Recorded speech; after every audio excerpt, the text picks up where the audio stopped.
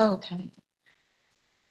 Good morning, everyone. It looks like we have quorum, and I think we're going to get started. So thanks, everyone, for joining us live and virtually. My name is Dr. Sarah Gongora. I'm going to be filling in today for our Executive Director of the POC, Wendy Julian. So just to get us started, if you have any technical questions virtually, please feel free to send a chat message to our host. If you're here in person and have questions, please feel free to look around the room and contact a member of our staff. Thanks everyone for being in your seats, and we're going to get it started. So it is now 8:59 a.m. Chair Mundo, and our meeting is now being recorded and our YouTube live stream is started. So we are set for you to begin. Good morning. It is 9 a.m. Thursday, June 13, 2024, and I am calling to order the meeting of the Los Angeles Probation Oversight Commission. I am Eduardo Mundo, Chair of the Commission. Thank you for joining us. Now I will turn it over to Dr. Sarah Gongora again, POC Director, to explain how you can participate during today's meetings, and then she will call the roll. So good morning, everyone, and welcome again. As always, we encourage real public participation in our meetings, and we welcome your comments in writing or live today. There will be an opportunity for public comment on each agenda item and at the end of the meeting for items not on the agenda. For items on the agenda, Chair Mundo will introduce them. Any presentation will be heard. The Commission will discuss the item, and then we'll take public comment before taking any action on the item. We have made a change today to ensure that we're able to get to all of our agenda items and in the meeting on time. We'll be placing time limits on the length of comment for each agenda item.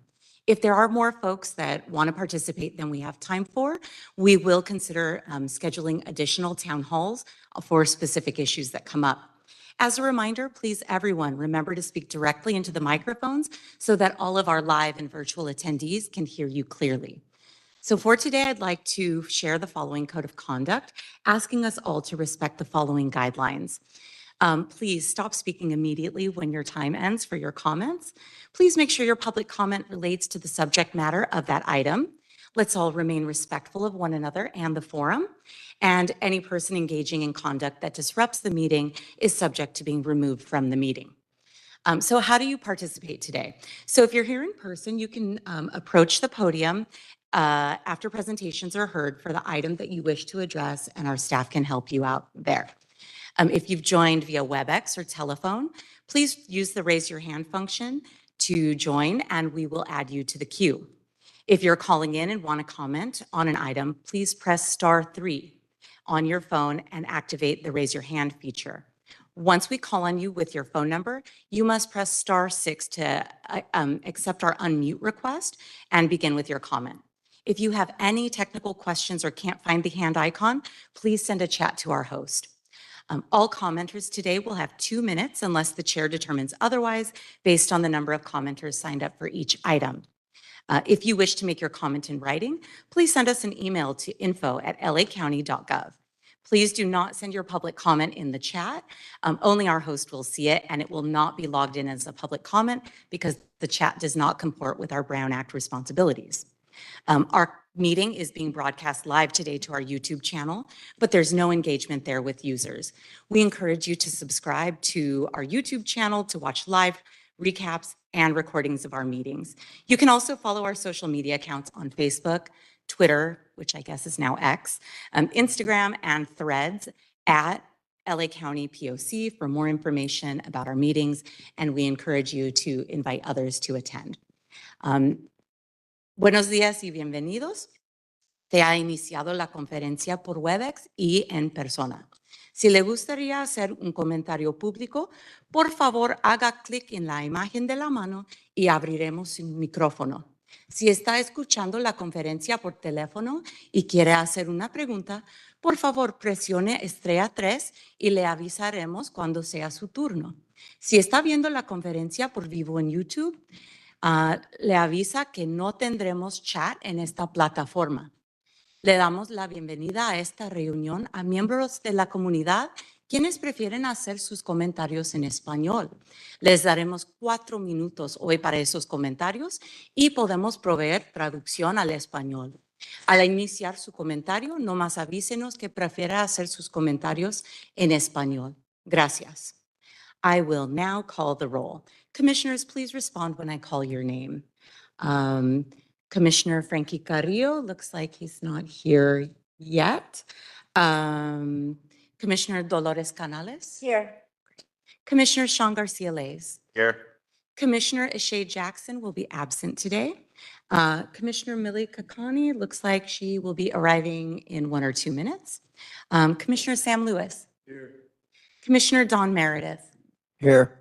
Commissioner Diane Terry. Here. And Chair Eduardo Mundo. Chair Mundo, we have quorum, and I'll turn it over to you. Good morning, Commissioners. Let's proceed with item 2, the approval of the May 9th meeting minutes. Sarah, do we have any public written comment or live comment for item 2? We have not received any written public comment on this item. If you would like to comment on the item, please raise your hand using the raise your hand feature. Call-in users, please dial *3 to raise your hand to get in the queue. If you're here in person, please approach the front and staff will assist you. Thank you. May I have a motion to approve the May 9th meeting minutes? Commissioner Meredith, thank you. A second? Second. Commissioner Terry, thank you. Are there any changes to the minutes? Commissioners, hearing none, please unmute yourselves and vote with a voice vote. Motion carries unanimously. We are now going to move to item 3, a presentation from the Los Angeles County Probation Department on its Community Collaborative Courts Program. Senior Probation Director Frank Adams is here to give a report. Mr. Adams, welcome, and will you present your report, please? Morning. Thank you for the invitation, the opportunity to present this program and probation's collaboration with the partners. So I'm going to give an overview on our collaborative courts. So that also includes the drug court and our treatment court. So the collaborative courts is a voluntary program. It's post-conviction. And it's a team approach with all of the collaborative partners working toward giving the opportunity to the participant to complete services that are resource intensive. And it's for the most vulnerable population that we serve. So that population includes those with substance use disorder, mental illness, sometimes a combination, co-occurring disorders, homelessness, our veteran population, our transitional age youth, that's 18 through 24, and then victims of human trafficking.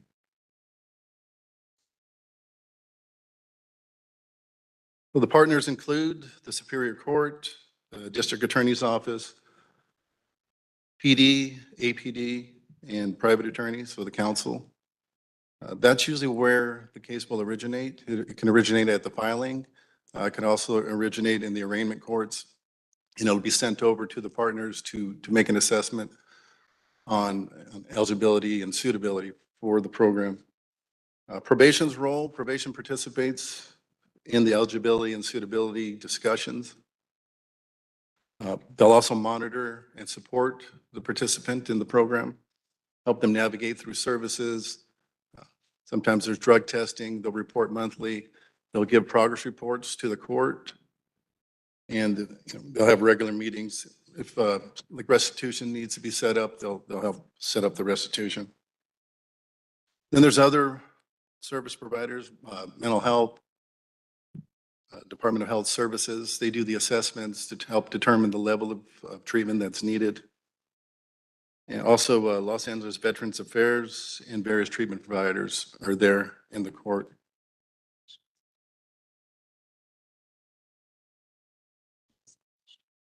The eligibility criteria. So each court works a little differently.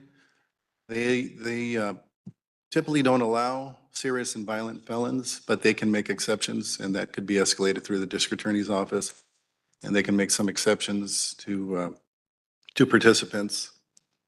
The length is usually about 1 to 2 years of intense supervision. They're step-down programs. They may even start off in custody. There's the START program in custody, it's comparable to a residential drug treatment program. And they have great reentry services with the warm handoff where the treatment providers can pick them up from custody. There's also, they can give them medication if is needed, 30-day supply of medication that helps them through the transition back into the community where they can continue with either residential or outpatient treatment. Types of sanctions, usually it's, they'll work with this population. Sometimes it's just increasing the treatment. Sometimes there's a warrant issued, get them back in, assess what's going on, and try to get them back on track. Some of the incentives, one of the most important incentives is the opportunity to have that case dismissed or reduced at the end.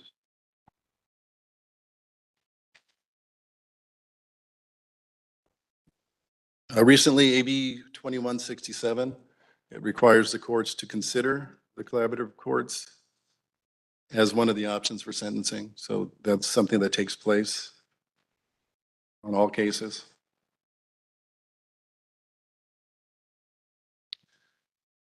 And then once the case is accepted, the partners all discuss the case, agree on a level of treatment and a treatment plan. The participation in the treatment is a condition of supervision, it's a condition of probation.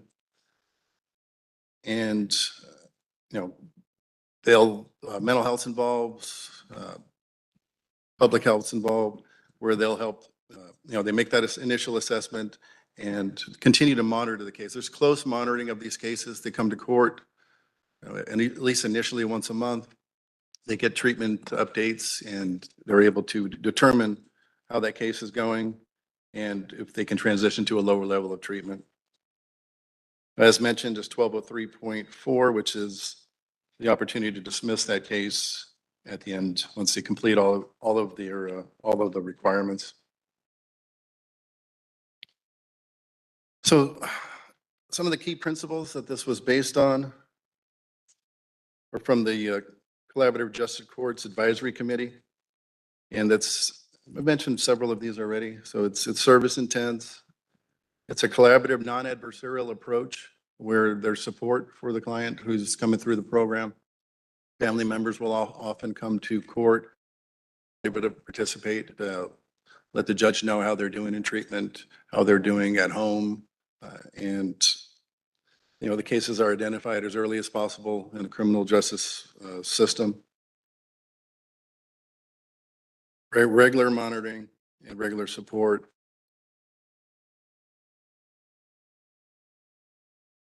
We have 7 staff currently working with the partners throughout the county.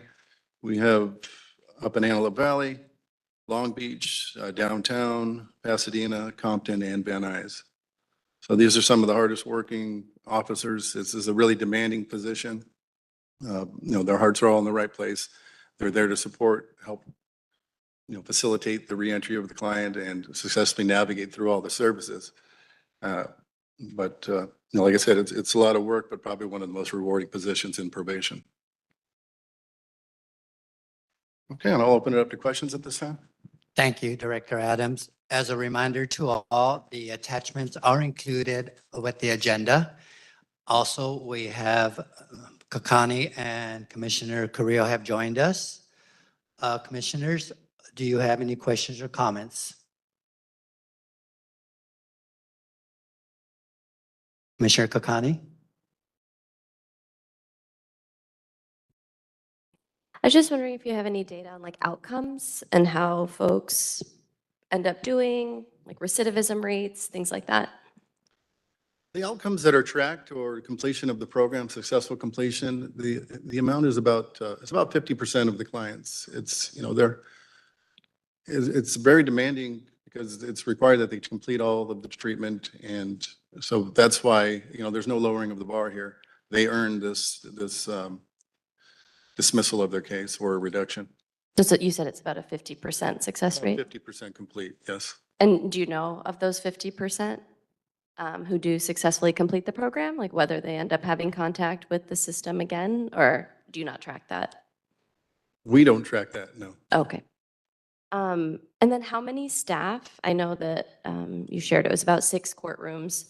How many probation officers are dedicated to this program? We have one for each courtroom. Okay, and like what's their caseload? Okay, so they're anywhere between 30 and all the way up to 130. Oh, wow. The Lancaster Court, they're the highest demand. They have about 130 cases. They have 40 people graduating next month. Okay. Is there a special training for these probation officers, or do they just kind of go through the general training that all other probation officers go through? I mean, they're doing the motivational interviewing. They're doing, they sometimes go to substance use disorder training to get a better idea. So yeah, training related to this position they do take. So there is some specialized training? Yes. Okay. Yeah, would love to know more about that because this seems like it's a particularly vulnerable population that these folks are working with, and it seems like there might be some overlap that other probation officers who are working with different populations might benefit from. So I didn't know if there's like a streamlined training or if it's kind of whatever comes up that might seem relevant. I'm not sure I understand the question. Do these probation officers have a specialized training? I understand that you're saying that there might be other things that come up that they might choose to partake in, whether it's substance abuse training or, I'm not sure, you said motivational Yeah, there's no interviewing. like specific 1 week training prior to coming in. They train with the court, they train with other officers already involved in the program. But if you're asking if there's a specific training for this program. There's not. No. I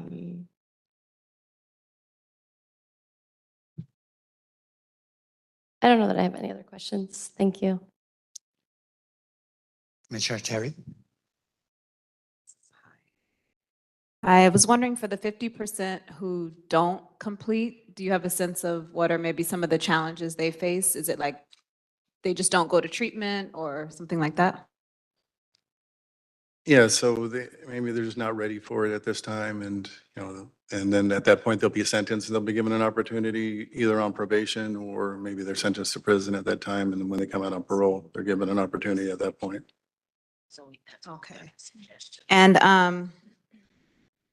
sorry, this is so high. I'm struggling. Can you lower it?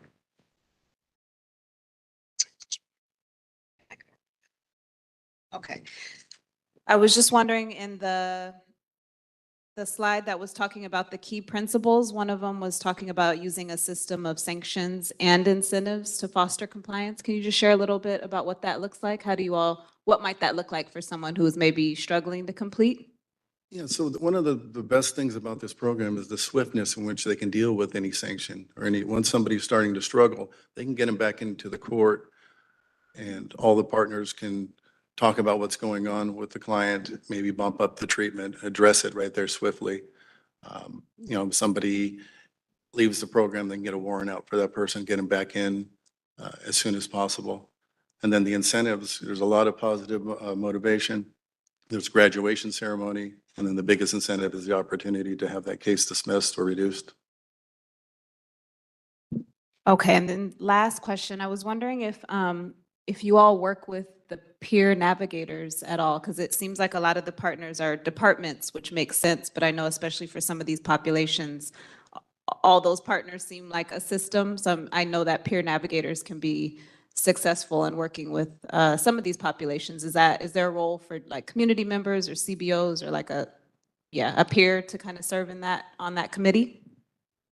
Definitely the treatment providers, but peer navigators, you mean the ones that are in custody, or which peer navigators are we referring to? Like maybe someone who's gone through the program before, or someone who, similar life experiences, kind of is familiar with the challenges, just a peer who isn't a system, but who can kind of support that person. Just curious. Yeah, I'm not sure that they're involved in the court process. They may be involved in other areas.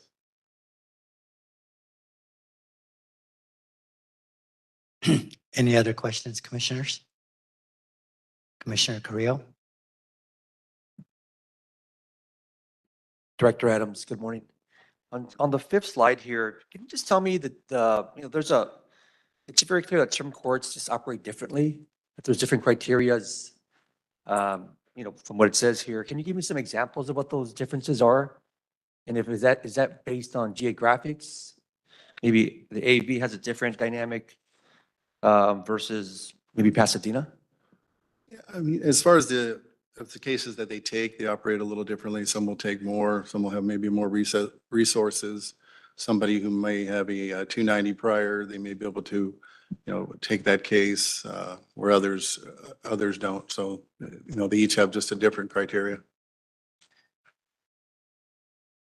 Is there work to align all the courts to operate equally, no matter where the probationer may be in the county? I'm sorry, I'm having trouble hearing I'm you. just, the question is, from what I'm reading here, I feel like depending on where the probationer is, which court, there might be a different outcome or different standard. And I'm just wondering, is there some internal work to make sure that doesn't matter where you are in the county, that the process is equal throughout? Yeah, so these cases can be referred to the collaborative courts from any court, and they can be referred at any point. As far as, and I'm not sure what you're asking as far as, I mean, it could be denied at one court and then maybe they send it over to another court. So I'm just read it back to you here. Each court operates in a slightly different way with varying eligibility criteria, requirements, lengths, types of sanctions, and incentives. So I'm just thinking the differences here is what I'm asking. Why is there a difference? And if the difference, as you're saying, might be about resources, but are you, as the director, making sure that no matter where you are in the county, that the incentives and the outcomes are equal, no matter where, if it's AV or Pasadena? Yeah, so I mean, they're different in the way that, each court has their preferences. Some will keep them on longer, some will keep them, terminated as soon as 1 year. But we provide, with our role, we're providing the same role and same services to every client. Thank you. Any more questions? So I have just a couple. Is there a special selection process for the officers that are assigned to these units? Yeah, I believe it's an asterisk item. So, those that apply, we're looking for those that have, their heart in the right place and have the, the background that's going to make them successful in this position. And for the public and my colleagues, can you just elaborate on asterisk item? So that's a position that we can go, basically pick the best candidate available off of the list. So, and the second question I have is that 50% success rate, is that pretty much across the board at each court, or do you see any differences? That like maybe in Long Beach it's 20%, but in Antelope Valley it's 50, or? It's pretty consistent throughout. Okay. I had one more question, but it slipped my mind. So Sarah, do we have any public or written comment on this agenda item? It looks like no. Okay, so members of the public, if you'd like to make a comment on item 4, please raise your hand now or send a message to the host to ensure you're in the queue. If you're here in person, please approach the front if you'd like to make public comment, and staff will assist you. Do we have any virtual commenters? Nope. Oh, we have one. Okay, Karina, we're going to go ahead and unmute you.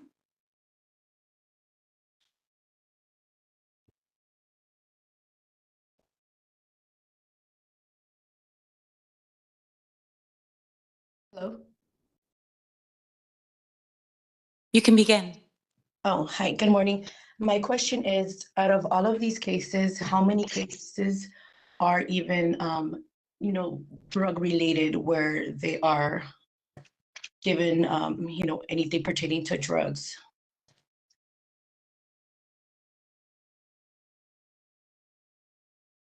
Karina, I think we missed the beginning of your comment. If you could just maybe repeat the beginning.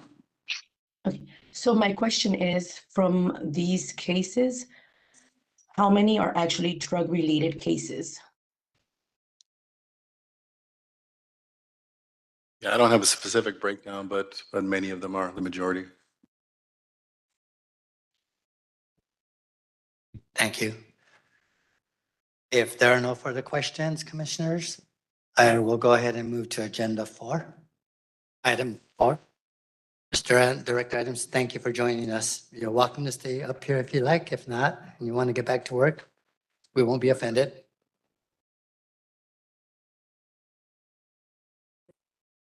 Okay, agenda item 4 is a presentation from the Los Angeles County Probation Oversight Commission on the inspection of Dorothy Kirby Center. And we will take possible action to approve the final inspection report. Dr. Gongora, the floor is yours. Thank you, Chair. On March 27th, the POC commissioners and staff conducted the annual inspection of the Dorothy Kirby Center. For those joining us today that are less familiar with the POC's inspection process, it's a one-day snapshot of any given probation facility, in this case, Dorothy Kirby Center, where POC commissioners and staff gather information related to the experiences of people in that facility.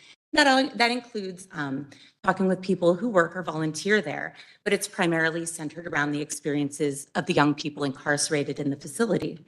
We look at things like what their living space is like, how young people are treated by those in charge, what the food is like, what they think about the programming, things like how easy or difficult it is to get seen by a nurse or a therapist. The point of these inspections is to document the practices and the actual conditions as they are occurring inside the facilities and to utilize that information to drive recommendations to the department.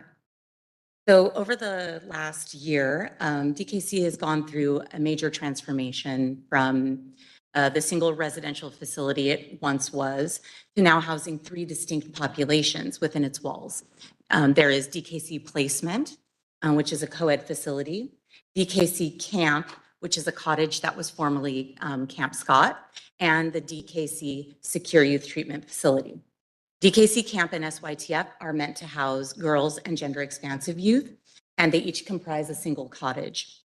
During this year's inspection, commissioners heard and observed various examples of the care taken to differentiate between the placement, camp, and SYTF cottages in order to create more age-appropriate environments, including an emphasis on vocational skill building for older youth. In this inspection, we heard very few complaints about the DKC program overall, and a lot of positive from young people about the individuals they interact with regularly at DKC, including their probation officers, therapists, and program providers. It could not be ignored, however, that just 2 weeks before the inspection, an LA Times article reported on the arrest of a probation officer from the facility who allegedly had sex with a youth there and brought contraband into that facility. So during the inspection, we took care to address this issue, and we learned from leadership that they had planned trainings to help DKC staff identify any signs of grooming or abusive relationships and to encourage reporting of any inappropriate behaviors observed in the facility. At the POC's previous inspection at 2023, there were some critical issues that we saw resolved at this year's inspection, and I wanted to lift that up.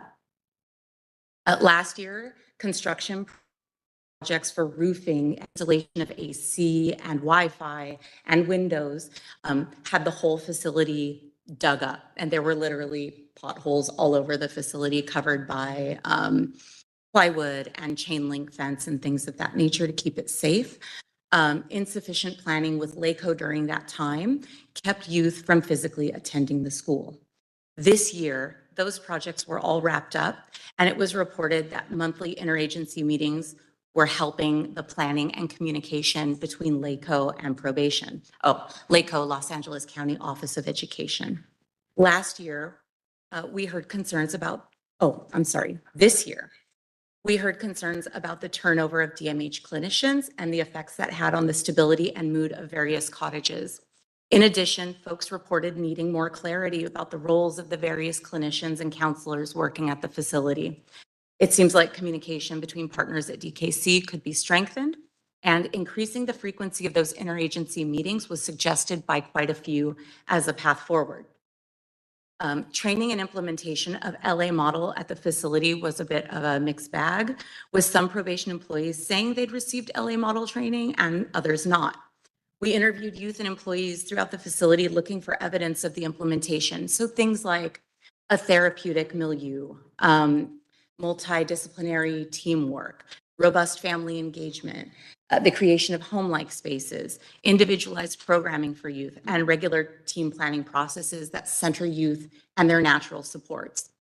We mostly found inconsistent examples of these practices, like some youth reported that their families were involved in their services, or some cottages showed very clear signs of collaborative participation and partnerships that benefited youth, like the co-facilitation of dialectical behavior therapy, but we didn't see that across all cottages consistently. So some of this probably sounds familiar for those of you following this work. Some of these findings are very similar to last year. There is an overall lack of consistency in practice, which seems to stem from a lack of clear expectations coming from these aspects of services, like bringing in the natural supports and trauma responsiveness and individualized planning, should be prioritized, and not simply because the department should do them to implement a model, but because we want to center and work intentionally to better meet the needs of the young people. Thank you. Thank you. Commissioners, do you have any questions or concerns? Commissioner Kakani?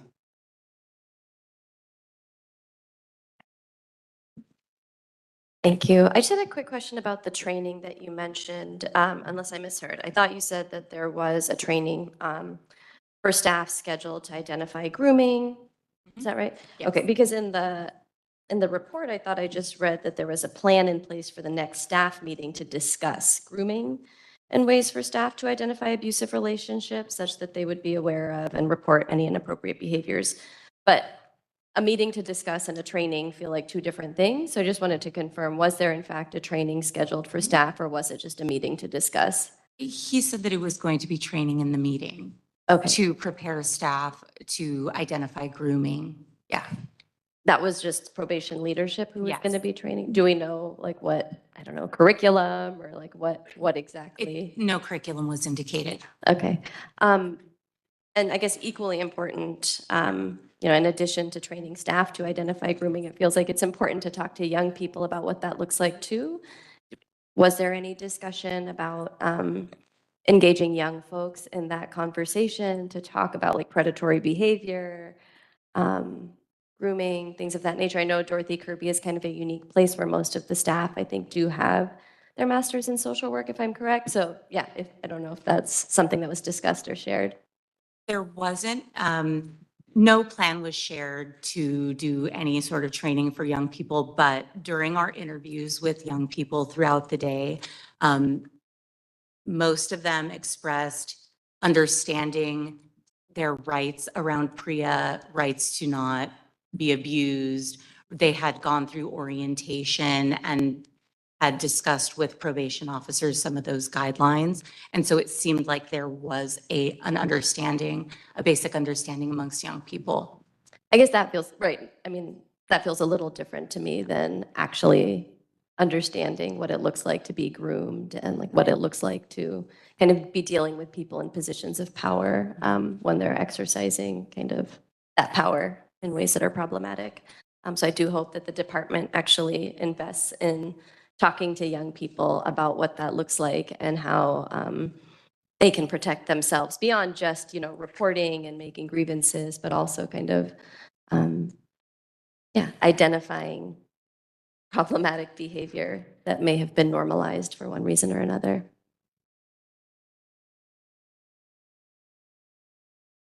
Any other commissioner? Hey, Sarah, do we have any written or live public comment on item 4? Do we have any written comments?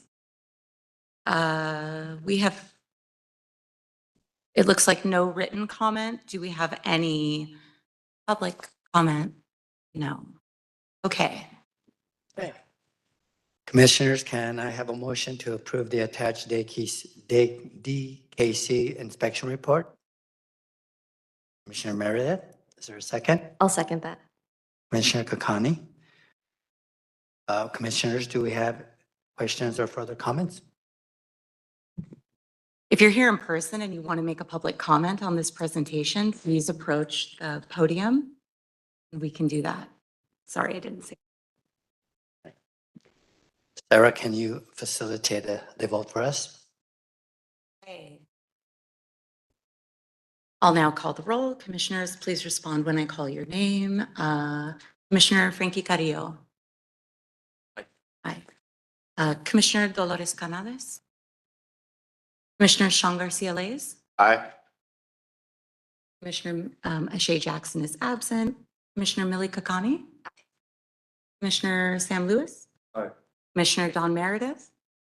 Commissioner Diane Terry. And Chair Mundo. Motion passes unanimously. Thank you. I encourage you all, if you get a chance to read it, it's a good report. I was part of the inspection and saw a lot of good stuff and had a good opportunity to talk to a lot of the staff, and it's moving along. So now we are going to move to item number 5. We will be discussing and taking possible action on an update on progress the Los Angeles County Probation Department has made towards maintaining compliance with the California Board of State and Community Corrections. Discussion will include reports on results of the BSCC inspector spot checks at Barry Nardoff Secure Youth Treatment Facility and Los Padrinos Juvenile Hall, and updates from Probation's Human Resource Division on current staffing and personnel information, including deployment of field staff into the Secure Youth Track Facility and Juvenile Hall facilities, rates of staff on leave and sent home during deployments, an update on call-out rates for staff working in the Secure Youth Track Facility and Juvenile Hall. Human Resources Manager Deanna Carly was unavailable to attend our meeting today, but she has sent a report in which has been attached to the agenda. Probation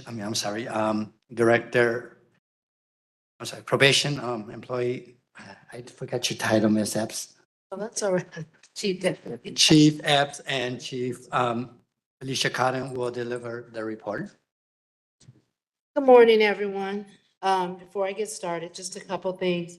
So this report, the language in the report is verbatim from any briefing or report out to remain consistent with what information we were provided from BSCC. So the first thing I'll begin with, there were 2 types of targeted inspections that take place. There is the announced visits, in which BSCC notifies us to say we will be out during the week of. So it's announced we'll be here the week. It may be the 10th. That could change, but we usually know the week and the day, but sometimes in that week it changes. And part of us being found returning to compliant, the condition through BSCC was determined that we would have a series of announced and unannounced visits. Those will take place monthly up until our comprehensive inspection. The first BSCC announced targeted inspection took place at Barry J. Nidar Secure Youth Treatment Facility on May 7th, 2024. Under the section of Title 15, 1321 staffing, they reviewed the daily facility reports and daily schedules from April 11th through May 5th, and there were no items of non-compliance were noted, is what we were told. And then they looked at, of course, 1357 use of force, regarding all of the updated use of force training records. We have until June 30th to complete all of the necessary training required for staff, and we're continuing towards completing those requirements. Under section 1371, programs, recreation, and exercise, documents reviewed were program, recreation, and exercise activity sheets. BSCC staff also reviewed 10 days of programs, recreation, and exercise activity sheets. No items of non-compliance were noted. The next page, I did just provide a sample of some of the programming that is currently available at Barry J. This actually has a second page, but I just wanted to include some type of sample. And we're open to providing that should we need it. In fact, I'll submit it. Then looking at 1390 discipline, documents reviewed were the merit ladder and canteen slips. No items of noncompliance were noted. Following the announced inspection, there was an unannounced targeted inspection for Barry J. Nidor, which focused on programs, recreation, and exercise, and no items of noncompliance were noted. Because it's lengthy, I will pause if there's anyone on the commission that has any questions regarding Barry J. I can take those, or if you'd like me to continue, I can do that. Commissioners? I just had a question on the use of force training. Do you have a sense of like what's outstanding, and how much is outstanding? I can't remember the date that you said by which the training had to be completed. We have to have all of the staff trainings satisfied by June 30th. Okay. I can tell you in areas, say, for example, site-specific is where anyone deployed has to have a training familiar with the facility, people that need to be trained in the use of force. We're at less than 50 in numbers of those, so we're pretty far down. They have been training through the weekend and some evenings. I can get the specific numbers and provide those back. We just didn't because we were still ongoing. But you foresee it being done by June 30th? Yes, and when I say 50, I want to be clear, there's 50 in certain areas.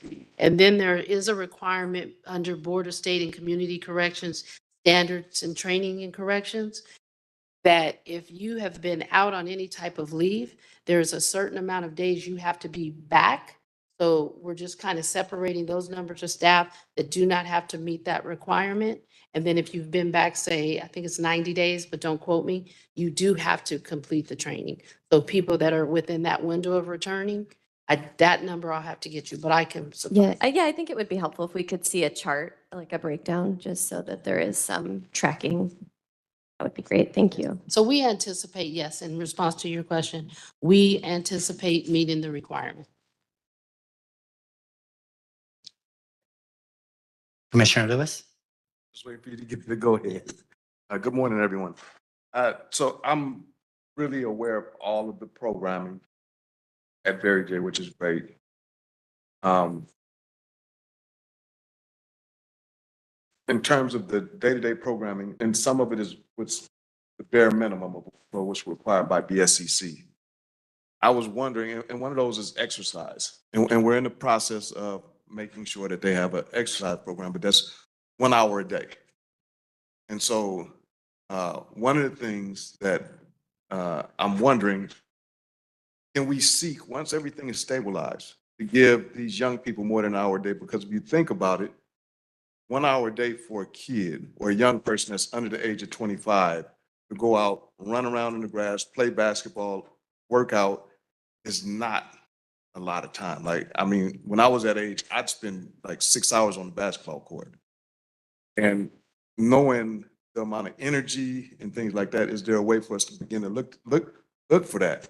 That's one. And two, though I've seen the matrix for Los Padrinos, I know I'm kind of jumping ahead, but can we attempt to bring the level of programming up at Los Padrinos to where we're fast approaching with Barry J, just as I'm looking long term?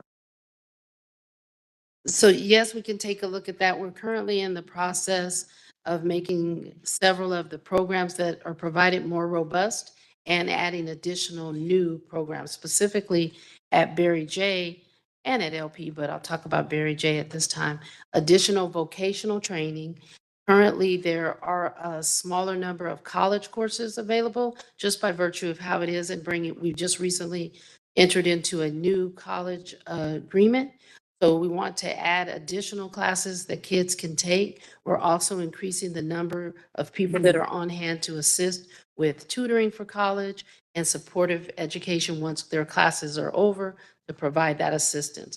So we can certainly report back on it, because we do anticipate in the next 60 days having additional programs on that we can come back and do a summary of for both. Commissioner Terry?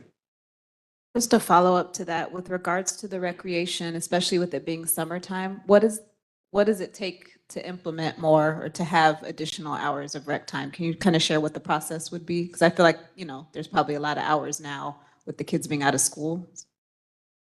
Well, kids still have their education time. It's of course changed some things in the schedule, but it's just a matter of us adding it on. But what we're finding that BSCC has found in talking to our kids, some of our kids are asking for different things aside from just the physical recreation activity. So we're trying to build out classes and additional services in response to what they're requesting. That's also been the same information from our youth councils as well. So as we get closer to implementing those things, of course, doing a double back, it changes with population, pretty stable population at Berry J. So that's what we're looking at. It's just takes us adding it on into response what the kids need. Response. So I had two questions. I understand that the no items of non-compliance were noted is the Board of Corrections language. And what confuses me is that if there are no items of non-compliance, why isn't that statement in compliance? I can't speak on behalf of BSCC. I can just tell you that in our report out, our debrief, this is the exact language that was used. It could just be the fact that we were having, just a discussion about everything, because in some areas you'll see where it says no non-compliance. As I get into Los Padrinos, it's in the body of it, but where it's clearly stated, probably just the way it was discussed. Okay. And what do you think compelled the unannounced visit to look at programs and recreation? Was there a concern that they may have had from the first visit? Not that I understood, I just understood that there would be different areas of focus. Sometimes it might be, hey, we're focusing on this, we'll move to another one, or maybe I'll come unannounced and do this one, the same one and a new one. Thank you. So Los Padrinos? Thank you. So there was an announced visit at Los Padrinos on May 9th, 2024. For staffing, the daily facility reports and daily schedules from April 11th through April 9th were reviewed. There were no items of non-compliance were noted. Safety checks. Guard One, which is the electronic safety check system, the tool that's used, the quality assurance, or sometimes known as quality control documentation, special incident reports.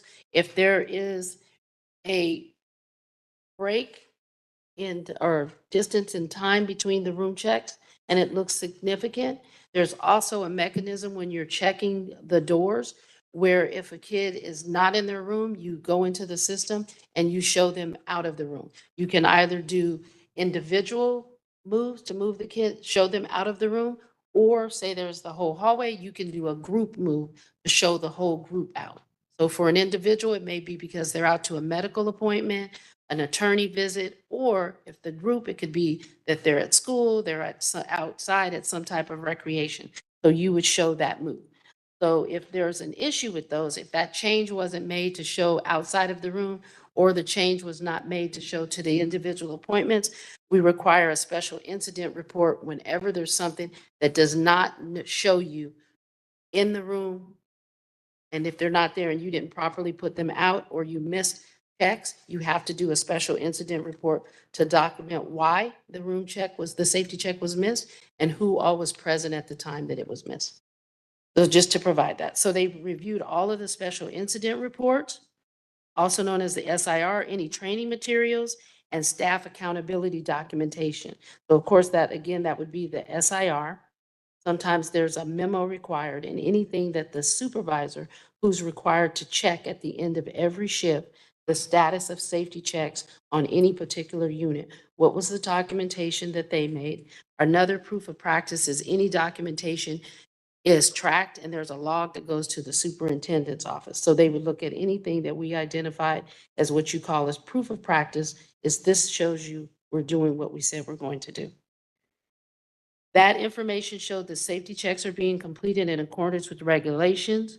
There were minor discrepancies in documentation, but there were no unreasonable delays between room checks occurring during the inspection period. It's important to note that in these things, there was nothing that was discuss as I go through the areas where there are notes that we would have been non-compliant in a regular comprehensive inspection or a targeted inspection. So because of those things, minor discrepancies in the documentation, timeframes of getting it done, like say, this was missed on the 10th, hey, you should have documented it on the 10th. Quality assurance caught it and said, hey, I need you to document why this happened. So there may be a date difference or something like that. So as far as that went, we're still also per the agreement, not only were we doing the announced and unannounced visits, we're also receiving ongoing technical assistance from BSCC. So what was provided, a review of the quality assurance, quality control documentation, and a discussion on how we could improve that. Does it require any changes? Or this may work better, or maybe there needs to be a different layer involved into what is being presented to drill down on any discrepancies or to lessen those. Discuss the language used in the SIRs to ensure clarity and consistency. Is it clear why there may have been a lull in time? Is it clear why someone was not immediately placed outside of the room as a group or an individual? And then the discussion on how to continue and we must continue to ensure that all documentation is consistently provided and available for a comprehensive or targeted.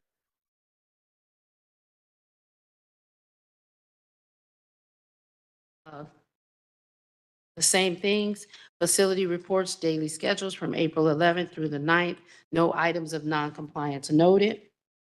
Moving into room confinement, they reviewed units C and D safety check sheets, C and D self-separation sheets, 3 individual room confinement documents, and Guard 1 safety electronic system review and corresponding self-separation forms. So just kind of to give some insight into that. So a youth can say, I don't want to go outside to outside recreation, outside activity, or recreation. So recreation includes the free time in the day room too. That can be, I want to do letter writing, I want to do phone calls, I want to do puzzles, whatever's available. So a youth can self-separate.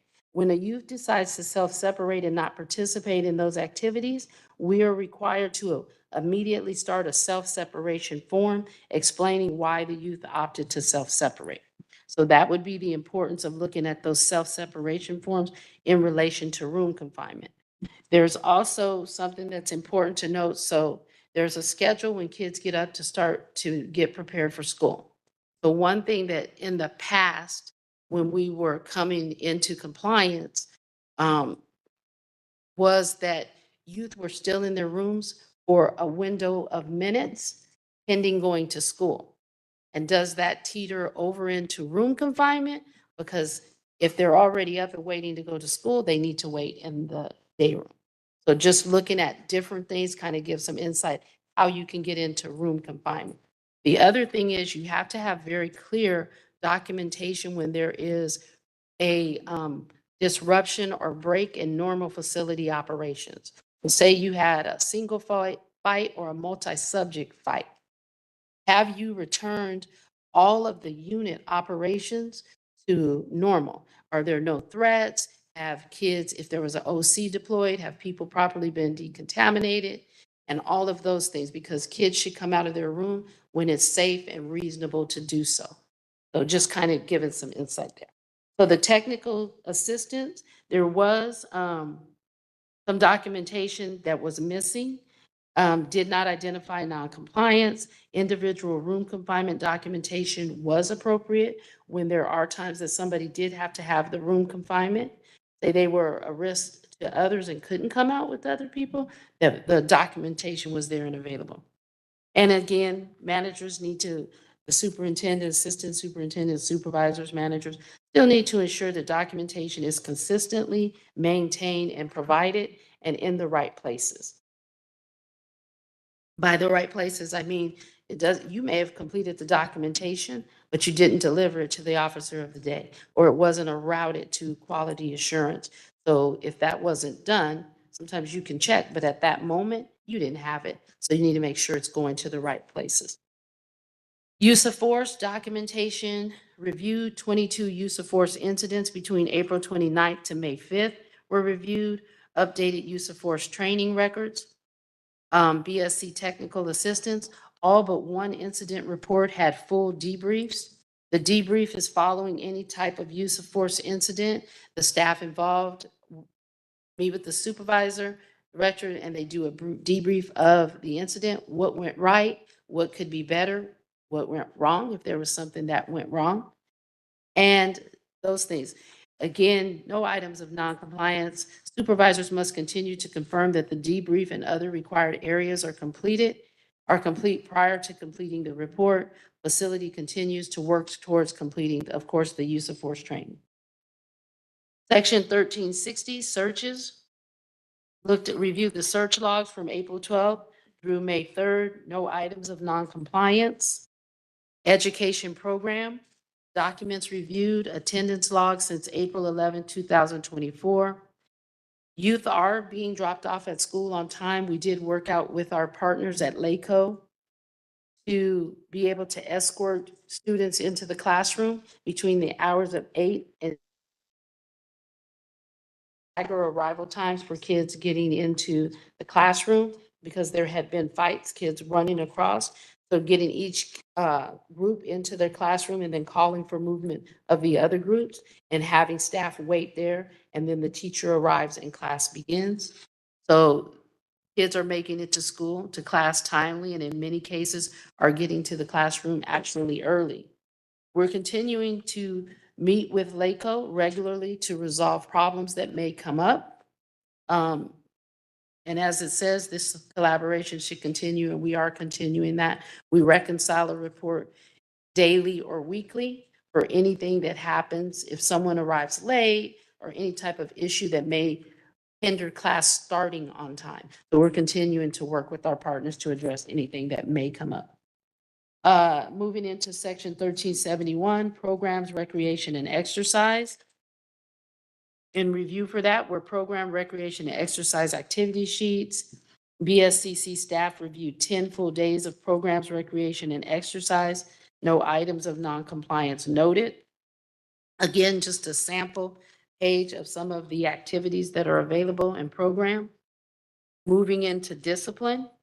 Daily tally sheets were reviewed, electronic sign out, daily reward documentation, and weekly reward documentation. Those would be known as the incentives when kids do well and earn their necessary points, and the incentives that they're able to purchase those points through the behavior management program. Technical assistance provided. We have had electronics provided to kids as an incentive. And one thing we were told must continue to provide electronic incentives widely, MP3 and DVD players. Only 17 youth had received an MP3 player and 46 youth received a DVD player out of 300 youth housed at the facility. Documentation reveals that rewards and incentives are provided to youth, and they are attending the behavior management program and store weekly. And we certainly understand that, wanting to have a larger rollout of that. But one thing I would say as probation, as a side note, is in some sections of the facility, we have long-term population that are there longer for higher level of offenses. But some of the kids that are there for lower levels of offenses or mid-range offenses cycle out of the facility and we get new intakes. So I think that may be impacted by that, but that's just my opinion. I didn't formally look at the data, but I believe that to be the case. Then there was an unannounced targeted inspection on May 14th, specifically looking at programs, recreation, and exercise. BSCC's comments were visited all units with the exception of P&Q to talk to youth about programming. P&Q is our female unit. Youth reported that programs, recreation, and exercise are being provided daily. They reported it is not always provided for the full hour for a variety of reasons. And looking at some of those, if there's interruption to facility operations in response to a fight, if there's other things that disrupt the program, and if someone has to go to the hospital, all the after all the after actions that happen when there's been a use of force incidents, decontaminations, mental health assessments, referrals, medical examinations, and those things. BSC technical assistants want us to ensure that youth participate in programs. Facility management will brainstorm possible solutions. How do we get programs back on track in a more expedited way when there's been a disruption to facility operations for security reasons for those kids that are uninvolved? So given the space constraints and some of the things at LP, it's a challenge, but we are looking at ways to do that. And I can pause there before we go into maintaining compliance information. If you wanted to ask questions about LP specifically. Commissioner Kakani.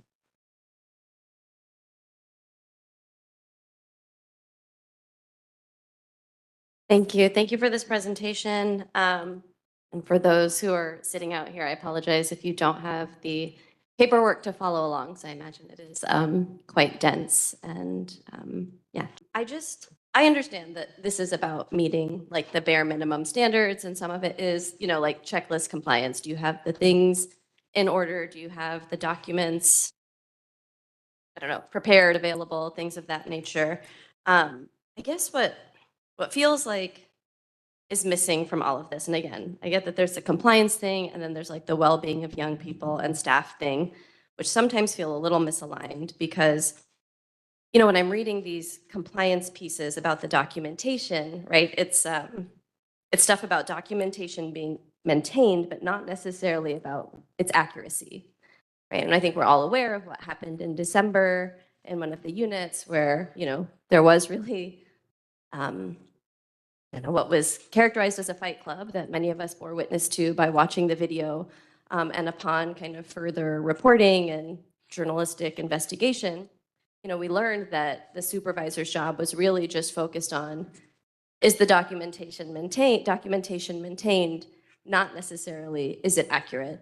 And so I'd love to know kind of like what efforts are being made to make sure that what is in writing actually comports with like what's on video, or, you know, perhaps there is a discrepancy. It's like what efforts are made to talk to the young folks, what efforts are made to talk to other staff, what efforts are made to review video footage to maintain, again, just like the integrity of the department. Well, thank you for the question. So a couple things I would respond to that with. There's, of course, training that we're developing for our supervisors to look at the documentation. There's a requirement that you review the reports. How are they being reviewed? Do we need to change something, and what happens? As I mentioned earlier, there's a debrief following every use of force incident. Unfortunately, we depend on our reports being accurate, being legally sound, and 99% of the time that happens, that I believe it does. But there are times when maybe there's an issue. So how do we train to that? How do we address concerns, as you said, with video? So administratively, we do random video reviews. We just randomly pull videos. And I will say there have been times, the press is sometimes different from the reality of what's really happening. There's the press side, the probation side, and clarity in between.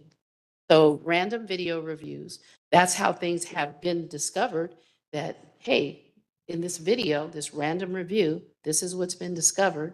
Sometimes we will go days up, days back to begin to look at those. And that's what has been working, looking at those and having a log of what it is that we're looking at so that we get anything that doesn't feel right or look right to the right resource to be properly assessed. And then if there's other action that needs to happen, then to get it to the right place for that additional action.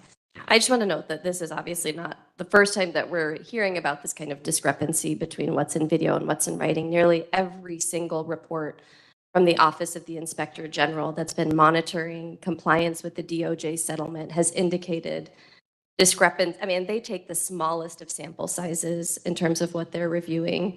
And in every single one of those samples, they have identified that there is a discrepancy in what was in video and what was in writing, and kind of how the department moved forward based on what was in writing. So just lifting it up that this I understand that, perhaps there's this belief that it's an anomaly, but, there is some consistent reporting, whether it's from journalists or whether it's from the Office of the Inspector General, that there is this discrepancy. And I think actually the BSCC has reported on it too.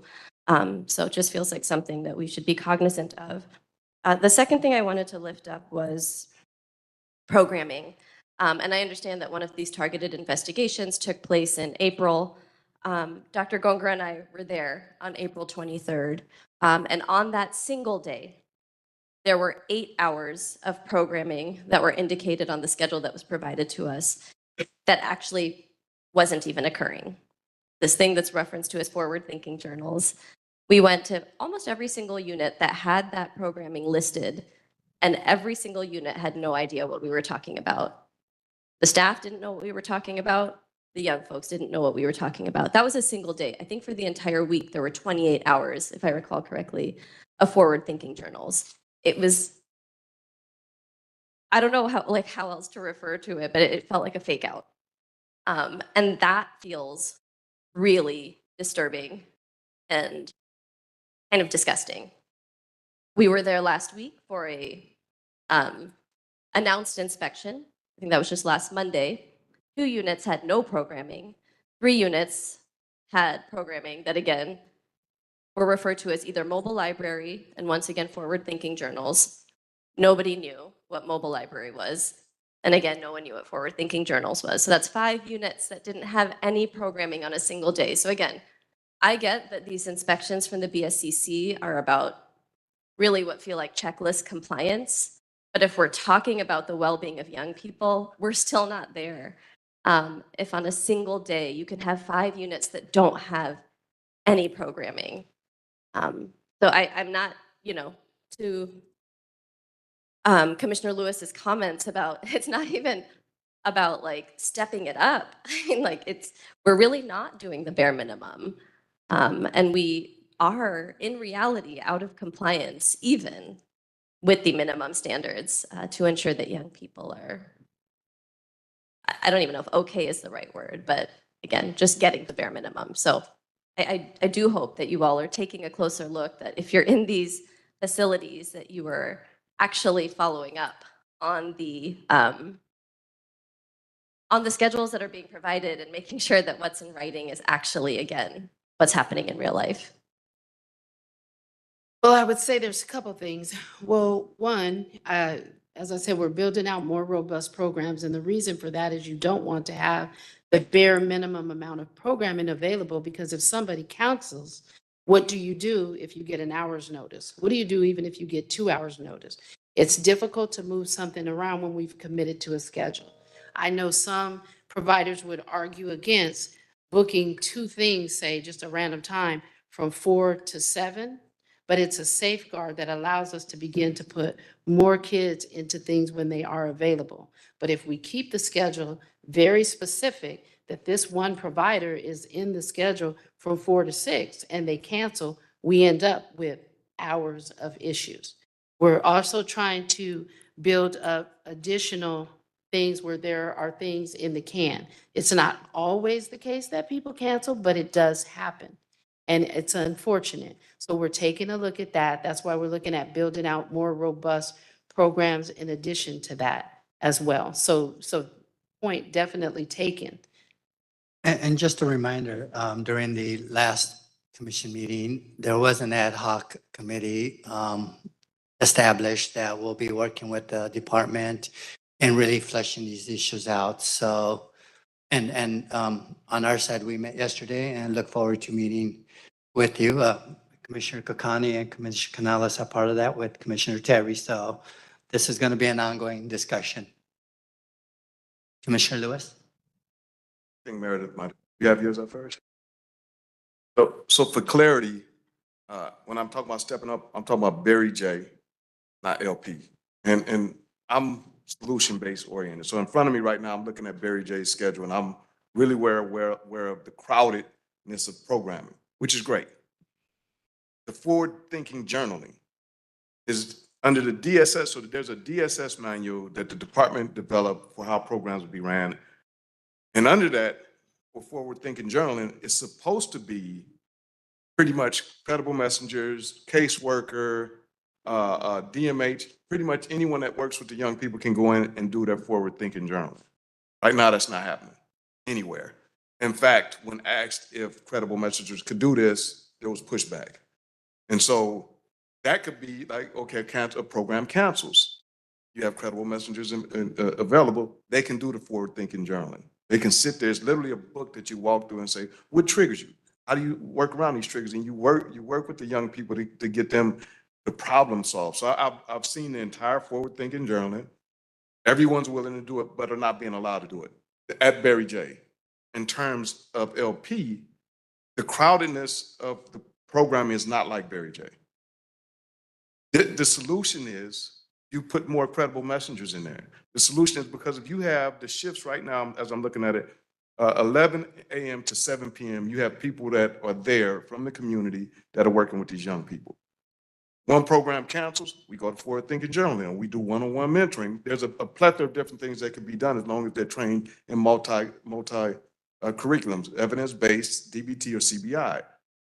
The problem is that you don't have enough people that are there. So if you had an empty unit with no programming, but they had 2 credible messengers assigned. Now, I know Young Women's Freedom Center is there at LP, and I think they work mainly with the girls, and I know we have 2 credible messengers there in terms of ARC, but that's a limited number of people that are dealing with close to 300 kids or young people. Barry J, we have triple the amount almost, with just, I think it's 60 young people right now and 20 at CBK, and 7 of the 20 are about to leave CBK. So there's far more programming and people to engage with the young people that are there. How about we figure out how to do that piece, make sure that they have the training, and even if a program cancels, if our fallback is the journaling and everyone understands that they're able to do it and they're trained to do it, then you never have young people without anything to do or any unit without any programming. There's literally so much programming going on if you have those programs coming into the units. To me, I think it's a no-brainer and it's simple. The model, and many people haven't had the opportunity to do this, the model that we're actually working to create is based on a program in Washington, D.C. called New Beginnings. You might be able to pull it up and Google it, but it's literally where every unit has a deployed, in this instance, it would be probation staff, DMH staff, credible messenger, and restorative justice person.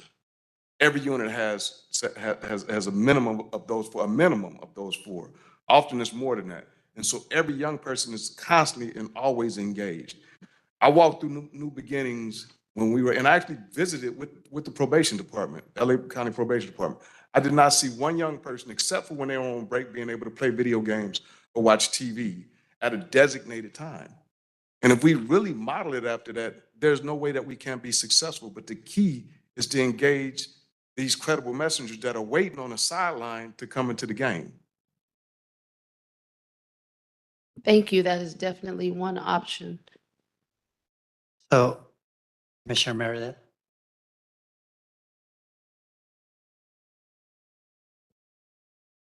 I just want to point out, I was at the April inspection down there, and there was a lack of programming. And I think the problem is if we have vendors or CBOs coming in that are not providing the programming, we need to look at going to another vendor outsourcing. And some of the facilities I gone to, I'll go in there because there was no programming, and the youth are watching gangster movies or listening to rap music when they could be doing something more productive. Now, I don't think the public realizes that a lot of our people that we're supervising in custody facilities range from about 13 years old to 25 years old. We have a combination of adult and youth, not just quote unquote children.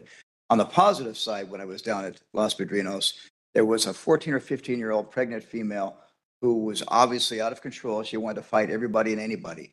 And I was thinking, this is going to be a really delicate issue. How are they going to handle this? And the staff and the supervisors came over, and she wanted to take on staff. She wanted to take on other youth.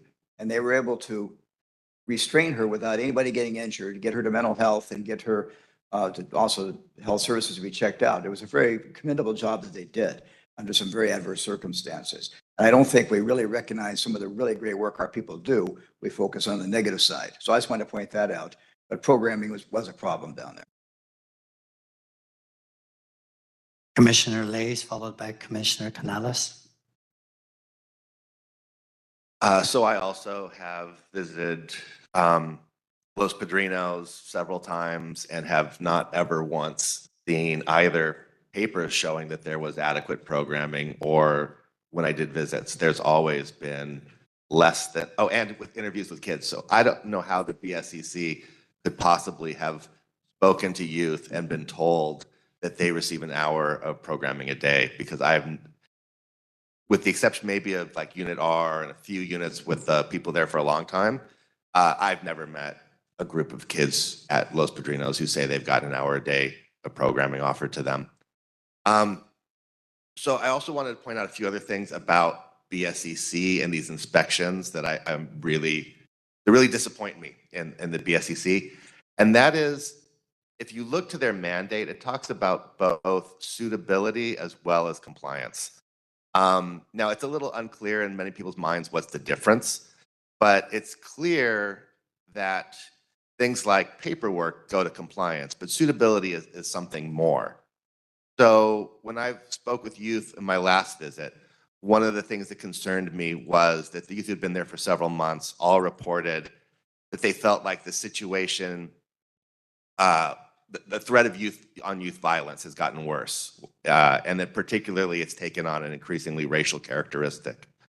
Right, the BSCC isn't looking at whether or not young people are scared of each other and whether or not violence is increasing.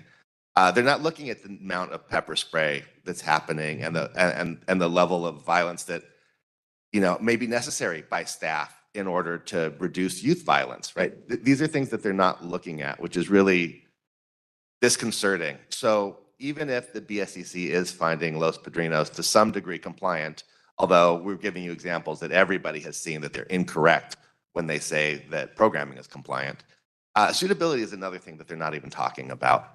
And I think that's unfortunate. That may not be something we, blame on our department. Our department's job is not to tell BSCC what to do, but I want to make sure the public does not think that the BSCC is doing what I would consider even an attempt at monitoring whether or not these facilities are suitable. Rather, they're looking only at, what I would describe as paper compliance. Another issue, for example, is we hear complaints about attorneys' wait time and how long that they're waiting to see youth, and stories about attorneys going to meet their clients and not having time to wait that long and having to leave, so their clients are not even getting access to their attorneys. So last visit, we went and looked and saw that the department is doing a great job of documenting when attorneys arrive at the chapel, which is where the meetings take place, and then when the youth come. The problem is that's not where the wait is happening. The wait is happening in the lobby of the facility, and there's no record keeping that shows that. So the department does seem to have done a good job of finding ways like this programming matrix to make it look as if everything is going fine, when in fact, if you dig a little deeper, we're finding that these are not necessarily tracking the problem, they're tracking only the successes. I would welcome the probation to respond if they think anything I just said was incorrect. I certainly could, but I think that was more your informational to everyone. I didn't hear a question specifically for me, but I appreciate any information you offer. Thank you. Commissioner Canales. Thank you so much. Yes, I just want to go back to what you mentioned about the random video reviews. I'm speaking for myself as a commissioner. The only way that I was, anything was brought to my attention was because of the videos that were leaked to the LA Times, showing incidents that occurred, one with the youth being assaulted with his leg, and then with the other one where all the probation stood around and allowed that one youth to just take on fight after fight after fight. And I'm sure many of you saw it too.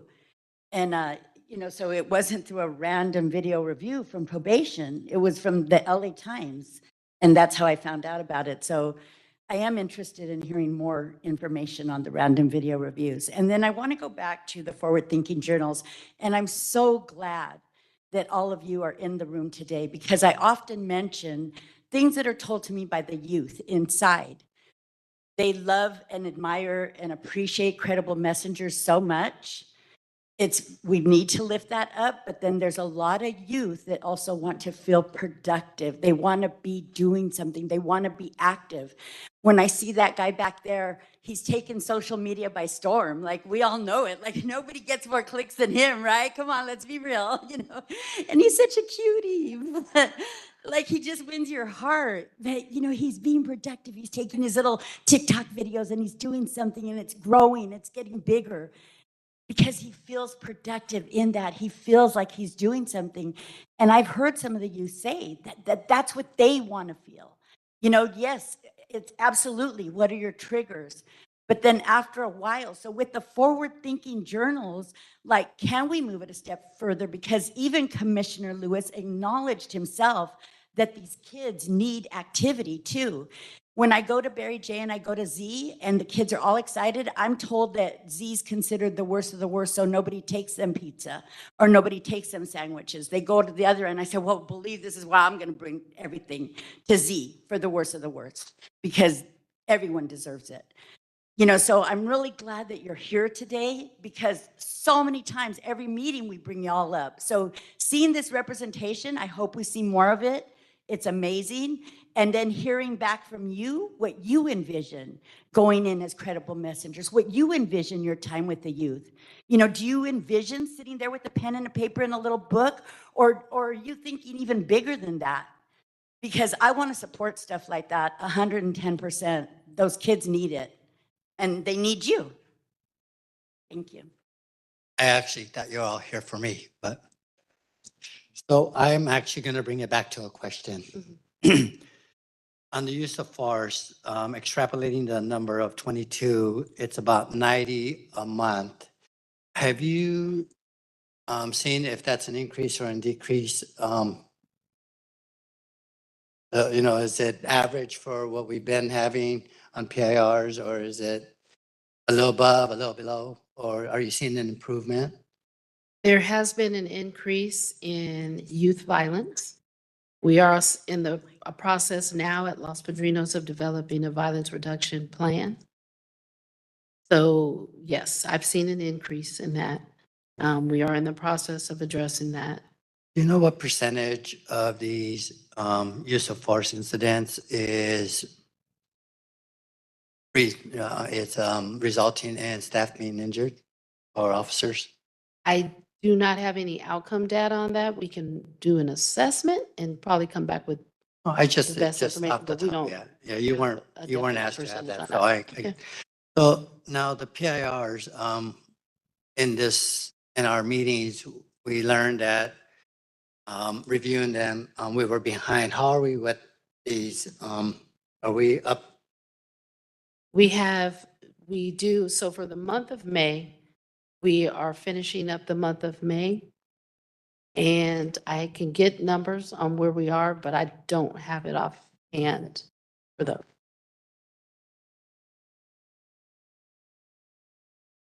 Commissioner Kakani?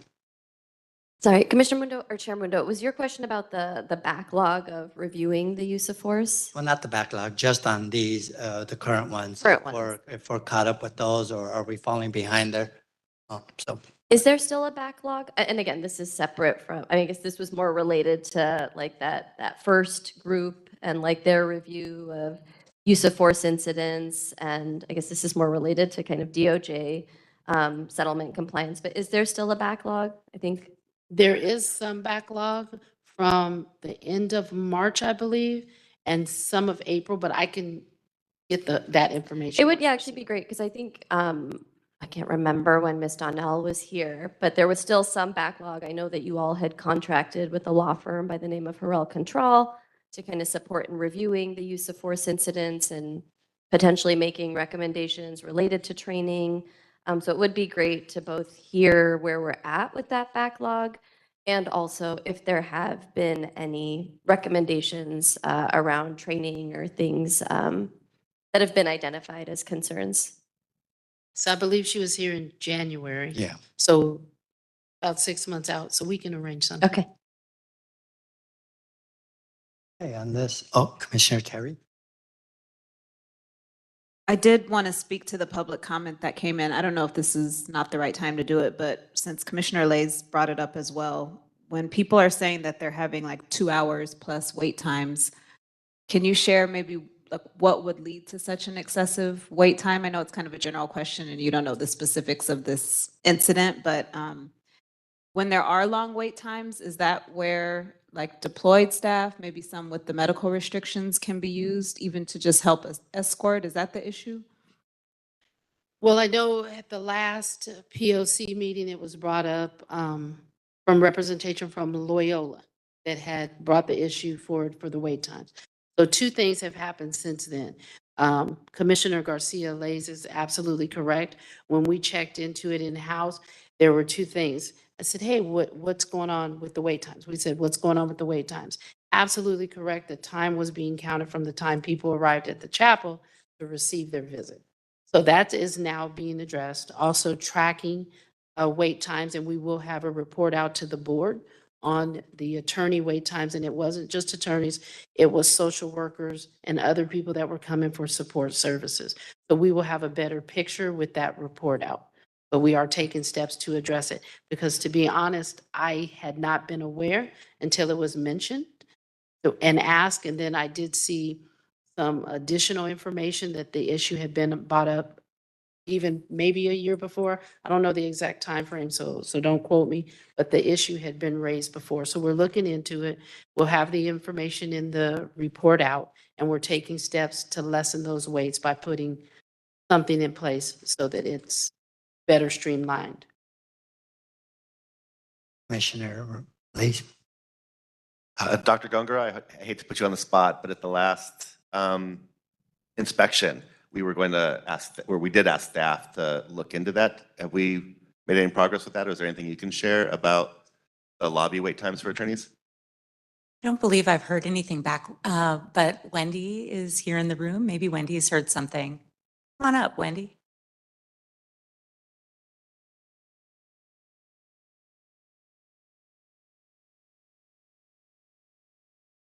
And like, sorry to put you on the spot. If the answer is we don't know yet, that's fine, but okay. And commissioners, if we can focus on the subject at hand and maybe during new items, maybe agenda is something for the next meeting. What is it? The Board of Correction report and findings.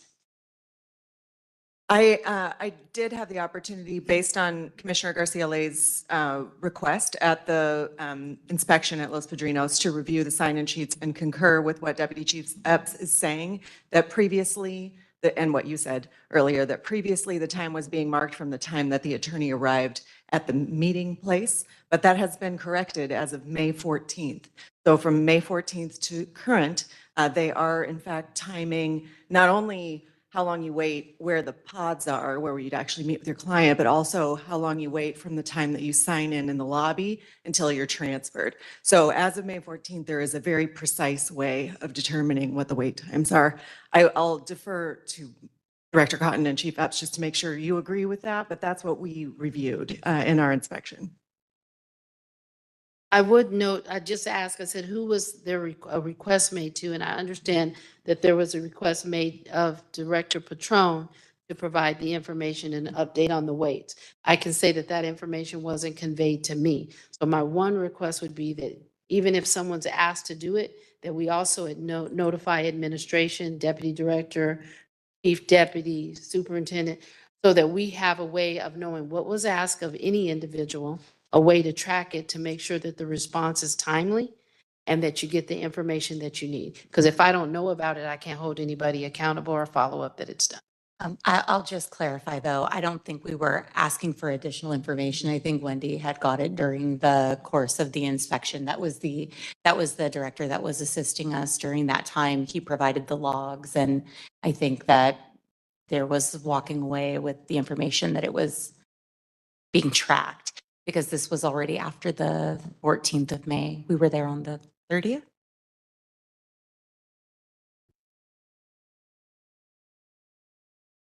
So I guess we need the third part of our report out.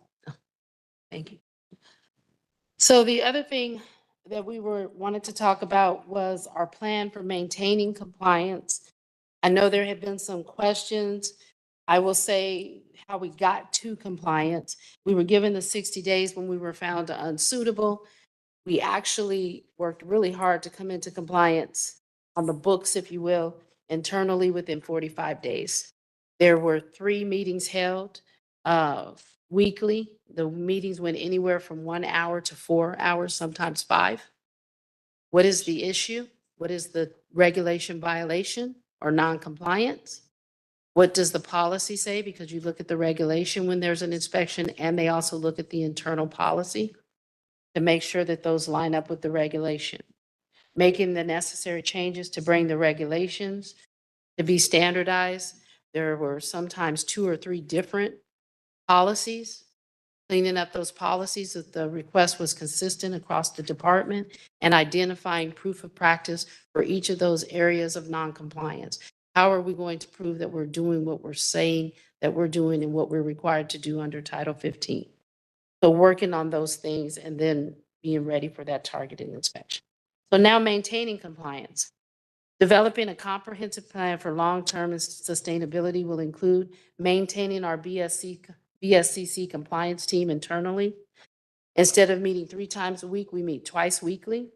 Sometimes those meetings are an hour. Sometimes, like I said, they're 3, still ongoing.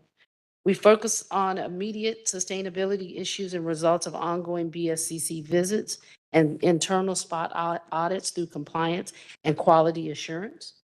Drill down on all of the regulations coming up to our comprehensive inspection using the exact same process.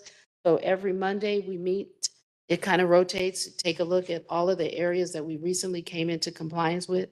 Is the proof of practice working? Does there need to be any changes?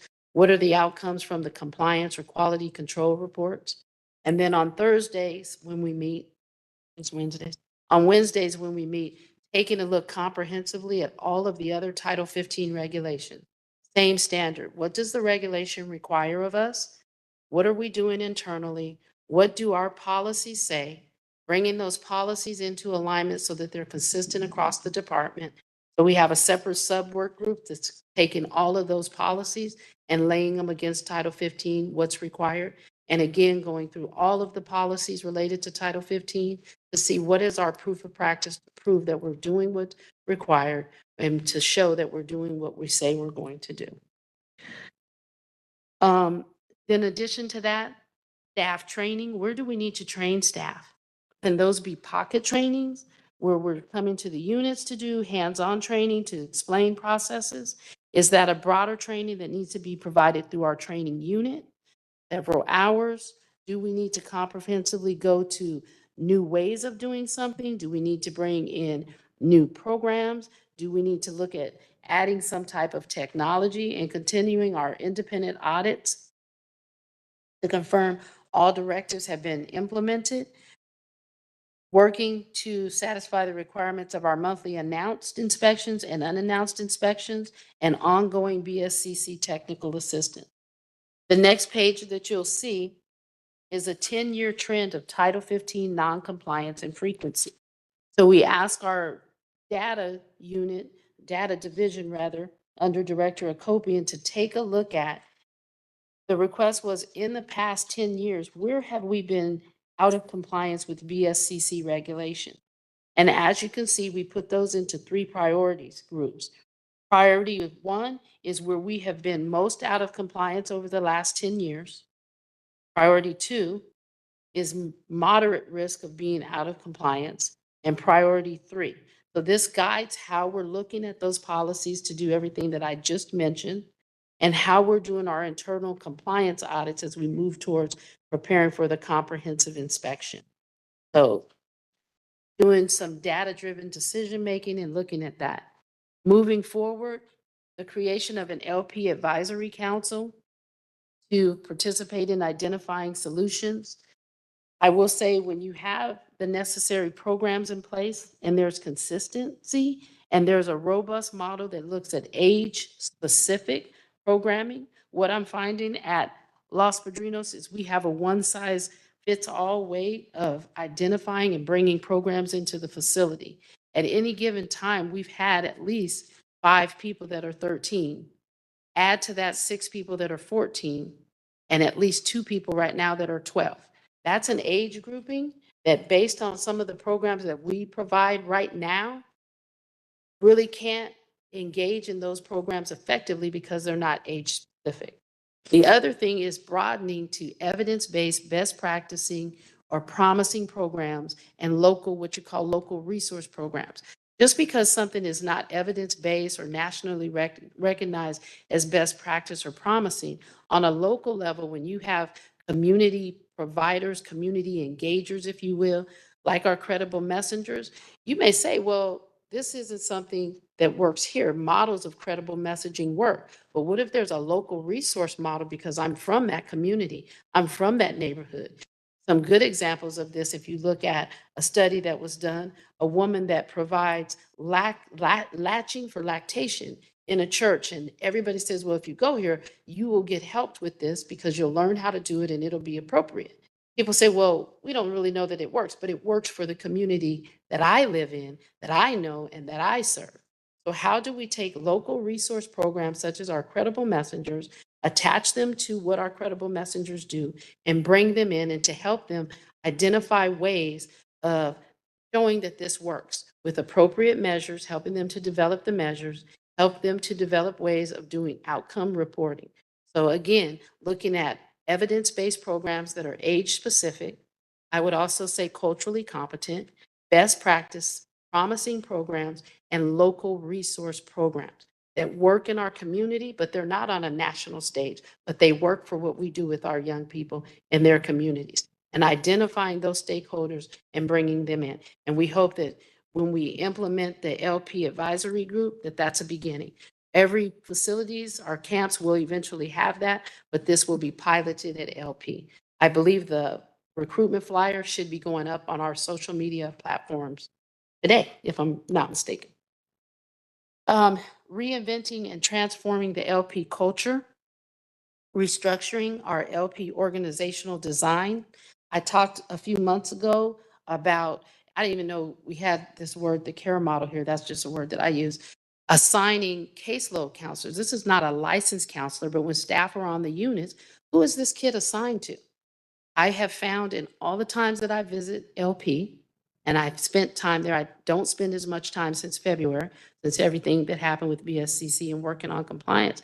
But I found when I walked around units and I sat and talked with kids, who's responsible for this kid? Who's your counselor on this unit? Who do I go to if my shoe's busted and I need a new shoe? Who follows up with me to say, hey, I heard you had a bad day. You lost points here. Hey, what was that fight about? What was this about?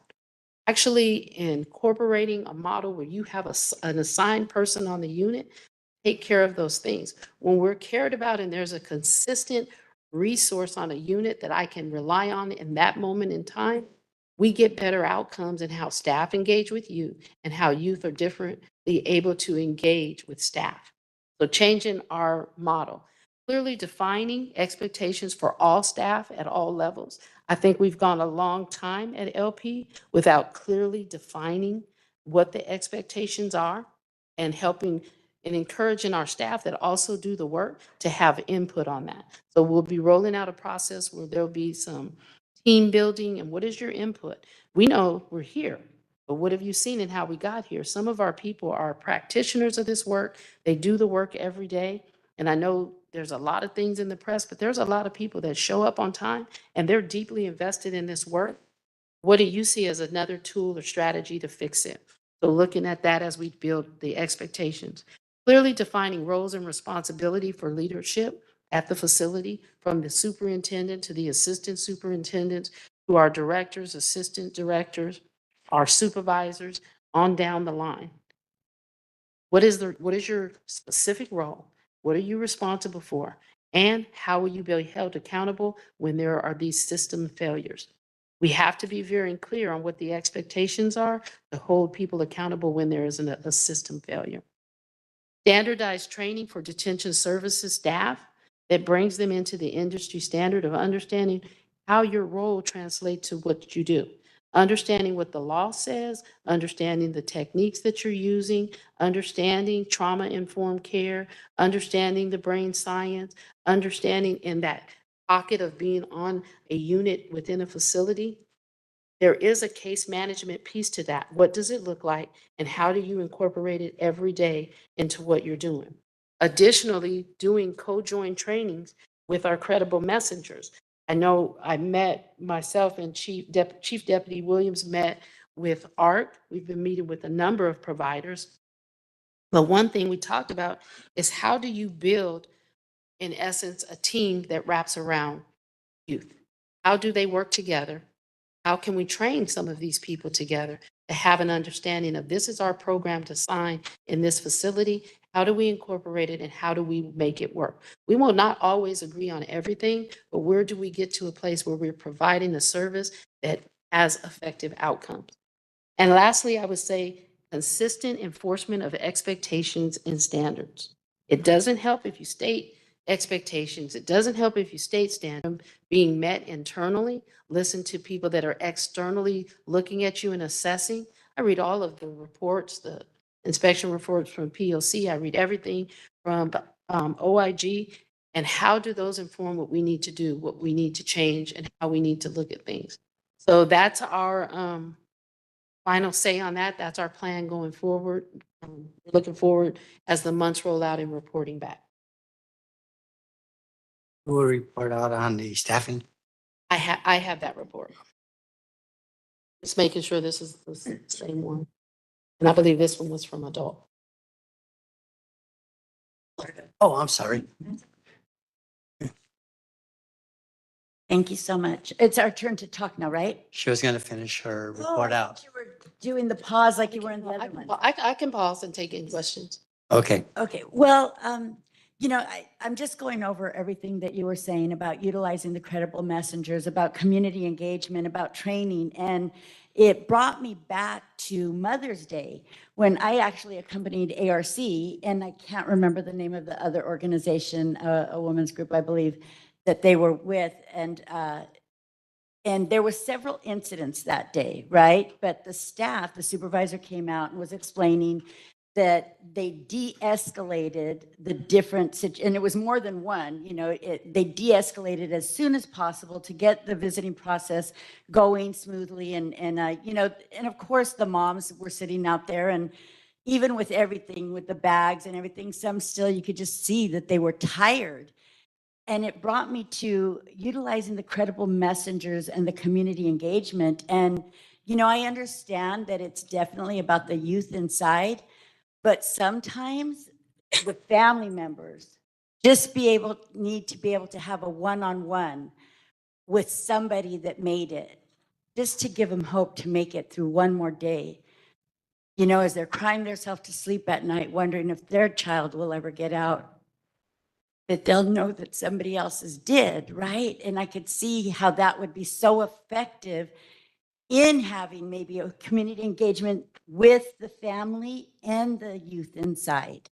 And, you know, so that's just a vision that I have. And I think that it would be productive because I saw on Mother's Day how everybody was working together, you know, probation, the family, the ARC members that were there, in making it a day that would at least make it a little bit different, right? So why just on Mother's Day? And so that's it. I didn't have a question. It was more going back to things that you were saying that brought me back to that. And so thank you. And that was the Hangout Do Good group, and it's a very good group out there that I meet with regularly. Commissioner Lewis? You just, Commissioner Canales just made me remember something. I had said that I would mention this. So on Mother's Day at Barry J, the first time in a long time, I've seen this years ago when I was a youngster inside. They had a Mother's Day event in the visiting room where mothers were able to come in and sit with their children and have a meal, and there was music, and they were able to take pictures. And all of the youngsters together were in the visiting room whose moms came. And for the public that's listening outside, there are a couple of you, please call in and mention this. Because one of the moms said, this is the first time that I've been able to sit across from my son in 18 months and have a meal. And thanks staff. Now, I always say I'm gonna try to give you, I'm fair, so I'm gonna give you kudos when you do something right, but if you do something wrong, I'm gonna speak up on that too. This was an event, and our credible messengers supported and assisted, but this was an event that really showed what's possible if everybody works together. It really showed moms that came in and were able to like really enjoy time. And the food was good too, just so you know, some really, really good food. But for these young people, it cuts across all of the gang stuff, everything that we're fighting to change, for them to be able to sit with their mom and see other kids with their mom and realize we're not that much different. And so I just want to give a shout out on that, but we need more of it. And more of it means that, not trying to knock anybody, but staff that's out there that's not showing up, show up. And we need more credible, need more credible messengers, because this was made possible through a collective effort. It wasn't just one group, wasn't just probation, it was a collective effort. And it was led by Director Newell, who I butt heads with all the time. But I saw with my own two eyes an event that touched my heart and made me just like, wow, like understand what's possible if we really put our heads together and our hearts together and work together. I wish we could have took pictures, but you can't take phones in, but it was amazing. Please. So this is a report, probation leave data update covering the time period from January through May 2024. Department staffing data, all positions included. We have, department has 5,545 budgeted full-time positions. We have 4,129 active employees, 1,429 full-time vacancies. So if you know anybody that needs a job, please. Institution staffing data, LP has 733 full-time budgeted positions. And we have 541 active employees and 192 full-time vacancies. At Secure Youth Treatment, Mary J., we have 305 budgeted positions, 250 active employees, and 55 full-time vacancies. The number of staff on continuous leave of absence department-wide for the month of January 2024 was 398. In February, it was 336. In March, 335. In April, 486. In May, 581. And in June, 630. The number of staff approved for intermittent leave department-wide, occasional leaves. January, 797. February, 744. March, 740. April, 760. May, 744. And June, 732. The number of staff on continuous leave, and according to work location. Now, I want to clarify something. One of the work locations listed is Central Juvenile Hall. That facility is closed, but the scale back to finish completion of closing that facility is in progress. So that you'll see a slight number of staff listed there. So the number of staff on continuous leave in institutions: Central Juvenile Hall, January 2024, 17, in February, 17, in March, 15, in April, 16, in May, 17, and in June, 17. At Barry J. Nydorf, the number of staff on continuous leave is 30 for the month of January 2024, for February 22, for March 26, for April 25, for May 20, for June 25. And when you look at LP, the numbers go up significantly. For the number of staff on continuous leave for LP was 145 during the month of January, 114 in February, 117 in March, In April, it's 146. In May, 151. And in June, 165. The number of staff with approved intermittent leaves in juvenile halls or our facilities. For Central, in January 2024 was 15. In February, it was 15. In March, it was 14. In April, it was 14. In May, it was 11. In June, it was 10. At Berry J, it was 74 in January, 64 in February, and in March, it was 74. April, 71. May, 69. And in June, 72. When you look at the same numbers for LP, it was 139 in January, 116 in February, 111 in March, 111 in April, 102 in May, and 109 in June. Our current disability records show that as of May 31st, 2024, department-wide, probation has 383 employees on temporary light duty assignment, 91 employees with permanent work restrictions that are incompatible with their current position, pending the reassignment process. In our facilities, Los Padrinos has 83 sworn employees on temporary modified light duty assignment. Central Juvenile Hall has 3 sworn employees on temporary modified light duty assignment. And Berry J has 21 sworn employees on temporary modified light duty assignment. When you look at the number of call-outs in January 2023, using the information compiled from our call-out system, the call-out system is specific to juvenile institutions. However, field staff who are deployed into the facilities are required to use this same system for scheduled deployed staff. Call-outs at Berry J. Nidorf between January 2024 and May 2024 as follows. In January, during the morning shifts, the average was 126 call-outs for assigned staff, 236 call-outs for deployed staff. For the PM shift, it was 73 call-outs for assigned staff and 156 average call-outs for deployed staff. During night shift, or what we call EM shift, early morning shift, it was 108 staff assigned to the facility and 64 staff deployed.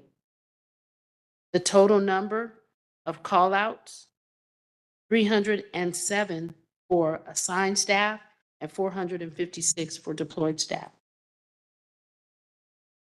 The same year, in the month of February, for the same time frame, assigned staff, 107 call-outs in the mornings, on average, 268 on average for deployed staff.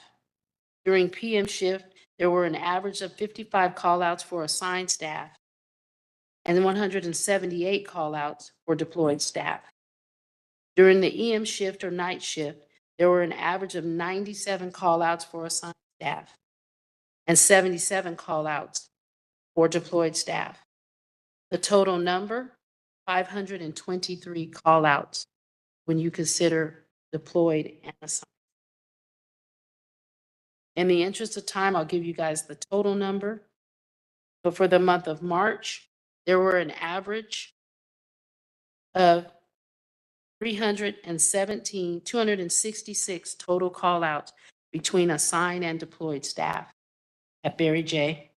And for the month of April, there was a total of 317 for assigned staff and 64 for deployed staff on average call-out between all of the shifts.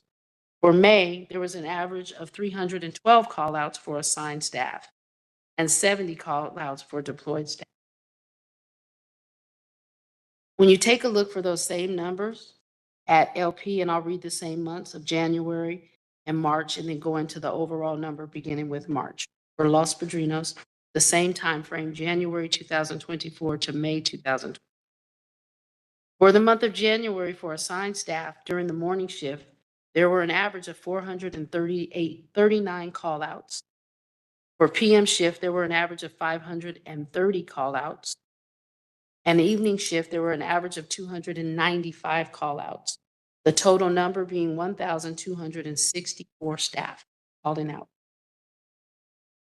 And that's assigned staff. For deployed staff in the morning shift, there were an average of 352 call-outs. For PM shift, there were an average of 317 call-outs. For night shift, there was an average of 255 call-outs, for an overall total of 924 staff call-outs for deployed staff. During the month of February, in the morning shift, there were an average of 370 call-outs for assigned staff. During the evening shift, PM, there were an average of 458 call-outs for assigned staff. And during the evening shift, the PM shift, early morning shift as we call it, there were an average of 307 call-outs for assigned, for a total of 1,135 call-outs. For deployed staff in the mornings, there was an average of 341 call-outs. During the evening PM shift, there were an average of 283 call-outs. During night shift, there were 256 average staff calling out, for a total of 808. Totals for the month of March, an average across all shifts of 654 staff called out. For April, an average of 347 staff called out. For May 2024, an average of 250 called out.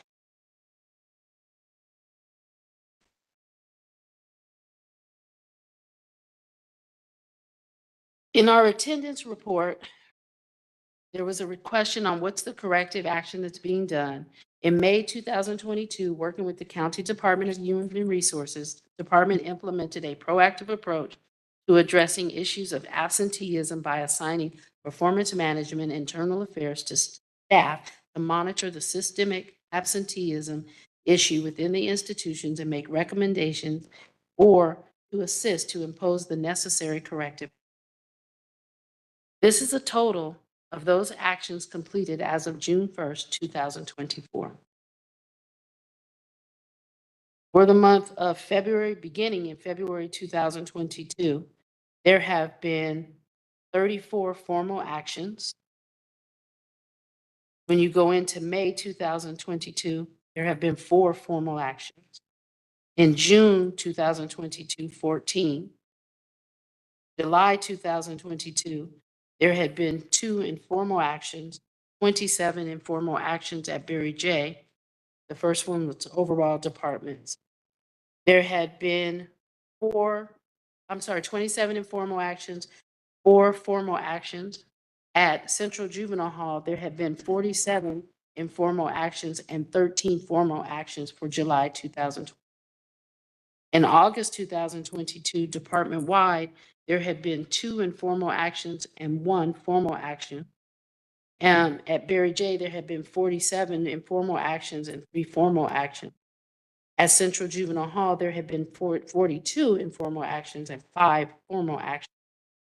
In September 2022, there had been 10 formal actions. At Barry J, there had been 22 formal actions, 7 informal actions. At Central Juvenile Hall, there had been none. October, there had been 8 department-wide formal actions with no report in the other areas numbers. November, there had been 4 overall department informal actions. At Barry J, there had been 27 informal actions, and 2 formal actions. At Central Juvenile Hall, there had been 36 formal actions and 13 informal actions and 13 formal. December, there had been 10 overall department informal actions with no reports in the other area. January 23,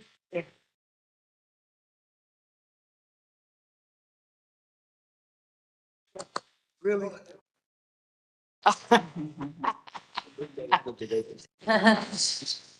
So I'm thinking we have to move. You made a run for it. Can everybody make an orderly exit slowly out the doors, please?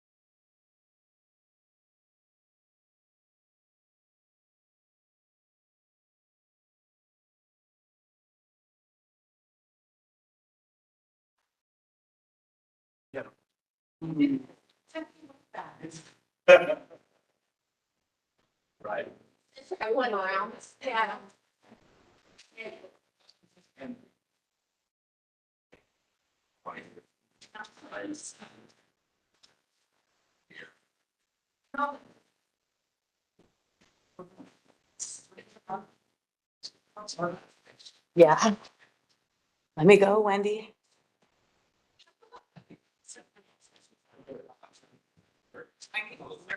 Oh, I have a folder for you right here. No, I'm fine. I'll go sit in the back.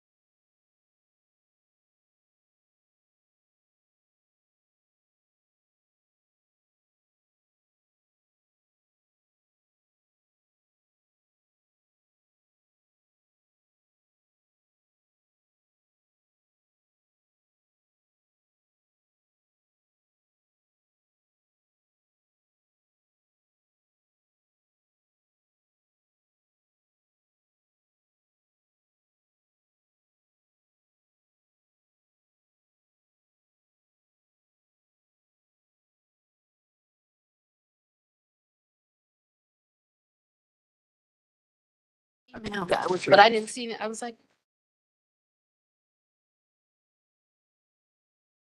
You guys want me to continue going all the way down? You want me?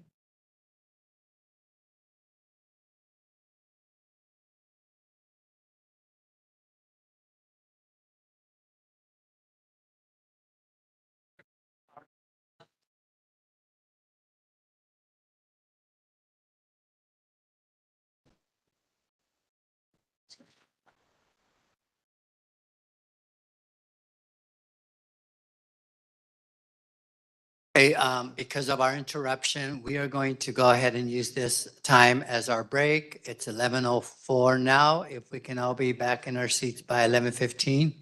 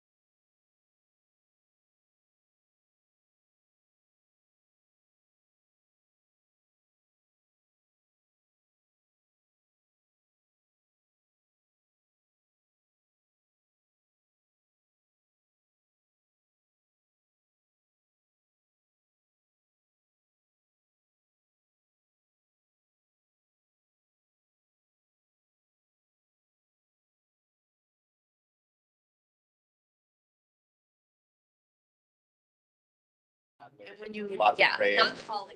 Commissioners, we are about ready to resume. That's a relative case. Yeah.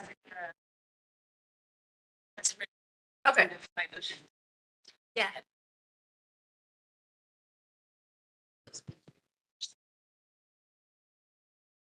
But thank you for.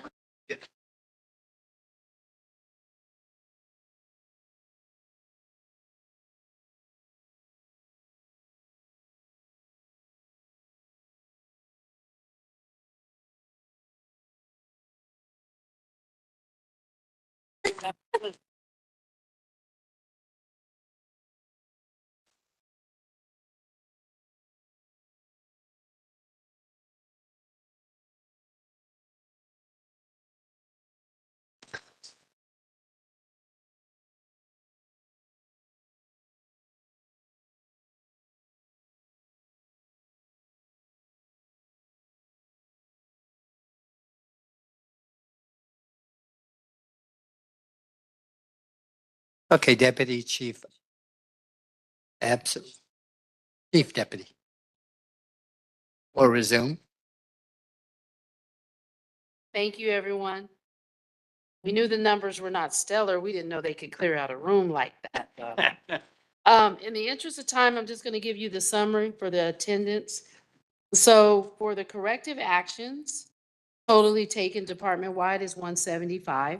At Barry J, the number of total corrective actions taken since 2022 and the prior number is 195. At Central, it's 255, Central Juvenile Hall. The probation impact team is 384 total actions taken.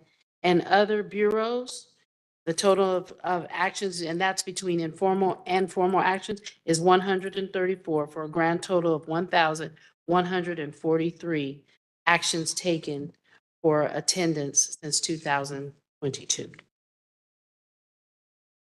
Thank you. Yes.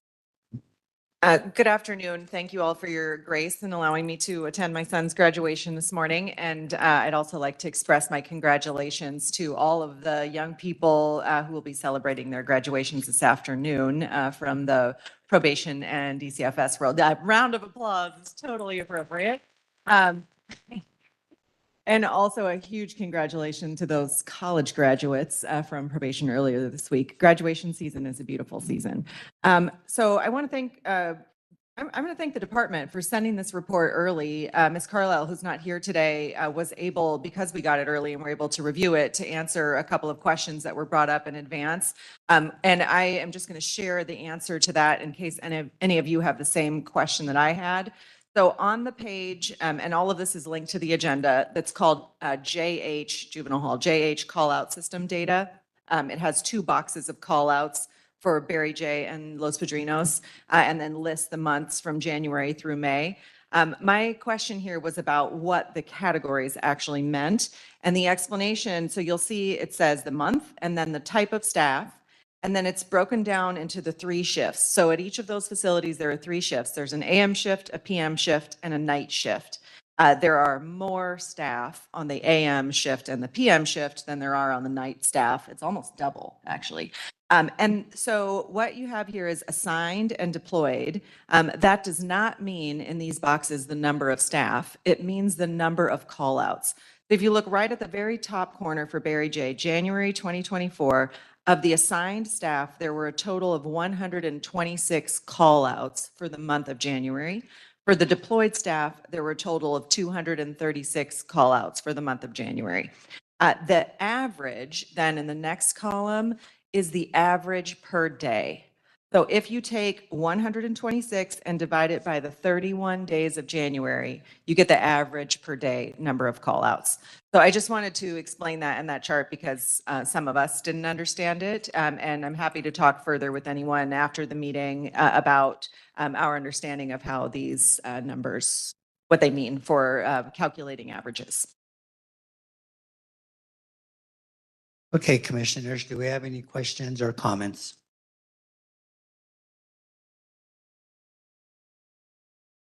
Others?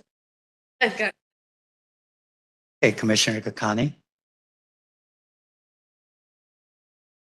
Let's start with Commissioner. Commissioner Carrillo. Thank you, Chair. Thank you, Commissioners. You know, it's been months now, but I floated a question to you, Chief Epps, about what's the money that's being, maybe I'll call it wasted, taxpayers' money that's being wasted when folks who are hired by the county don't come to work and potentially are still getting paid. I know maybe the word waste might be the wrong word, but as I'm seeing everyone in the room who are busy working and paying their taxes and doing what is appropriate just to be a good citizen and to contribute to society, I think about maybe waste actually probably being the right word, for resources, for time, for interruption of these programs that we would love to ramp up.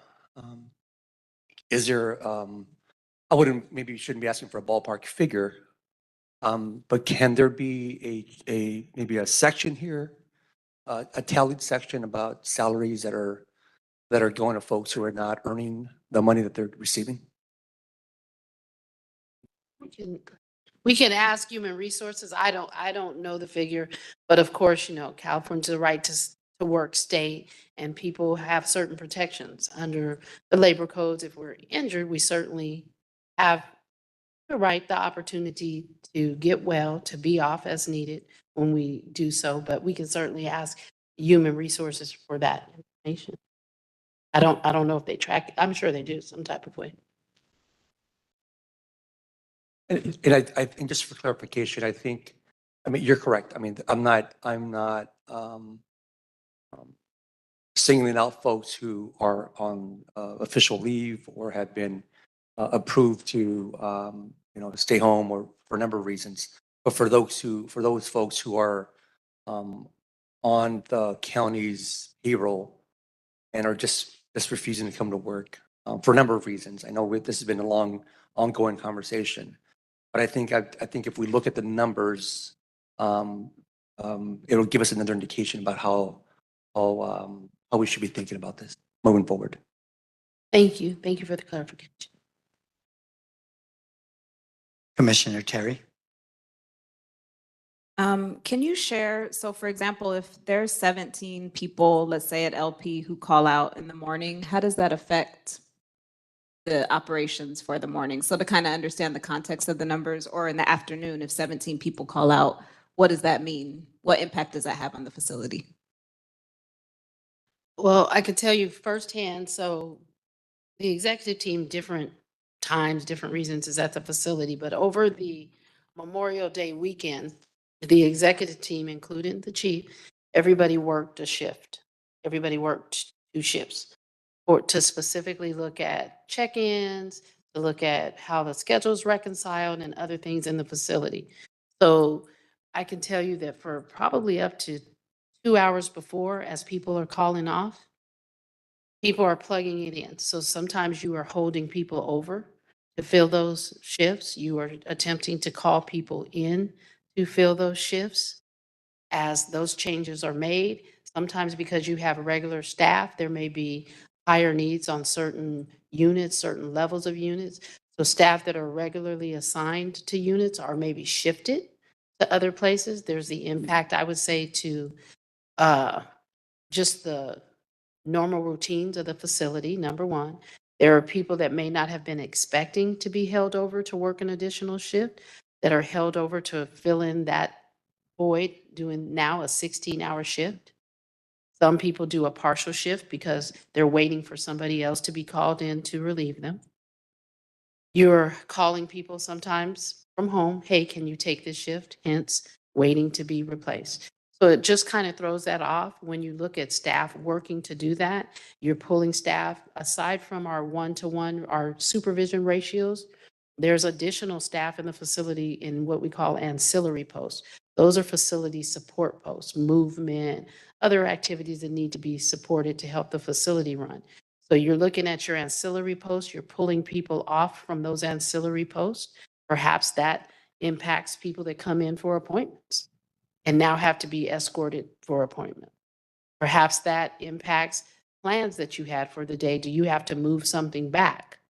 are there delays depending on when you can get people into the facility? So any of those call-offs, unanticipated leave that you planned for, throw the schedule off. They throw the facility off because you're shifting staff.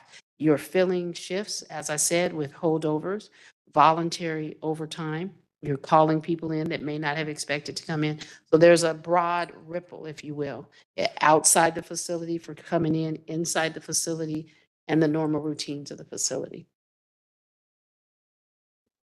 Let me just ask a follow-up question on that. On the staff that you're calling in to come and cover, do they have the option to say no? Yes, they do. Mr. Kakani? Thank you. So just following up on Commissioner Carrillo's request, just plus oneing the request for plus oneing, I know that's not a verb, supporting the request for really like the money that we're spending on overtime, whether or not these are like legitimate call outs. I'm sure many of them are. I'm sure some folks probably don't want to come in for fear of being held over and having other obligations, but it would be great to get the dollar amount that we've spent on overtime. And I'm not sure if the county is still, if overtime is still I know there was a period when the incentive was, if you work overtime, we're going to pay you an extra, like 100% of your salary or 100% of your rate. And then if you show up to your shift, it was an extra 20%. So if there could be also like what the overtime rate is, I'm not sure if it's standard or what the percentage is, but also what the amount is. That would be wildly helpful.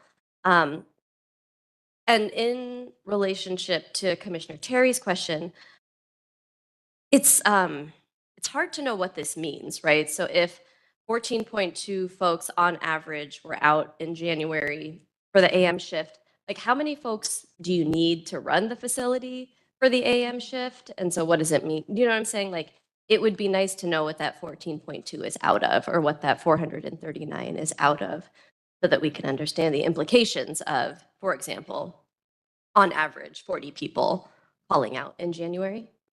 That could be provided. And then can you explain the difference between I feel like I've asked Ms. Carlisle this like every time she's here, the difference between continuous versus intermittent leave? But I understand, now, I'm not an expert in this area, but I'm going to take a stab at it. Your continuous leave, you are off and there is no anticipated end date. Still possibly doing appointments or whatever it is. So I'm continuously off. Intermittent, I am off for this period of time and have anticipated return. Okay. But it's based on whatever reports or updates related to what type of leave you're. But we can get, when she's back, she can clarify. So I see that you have, for example, 541 active employees at LP. And then you have 165 folks on continuous leave. So is that 165 folks on continuous leave out of the 541 active employees? Yes. Okay, so then we're down to 376. And then you have 109 who are on intermittent leave. So is that 109 out of the remaining 376? Yes. Okay, so you have basically 267 people to pull from to show up at LP. Yes. And that's for AM, PM, and GSNs, or Yes. the night shift. Depending on how the staff are allocated, yes.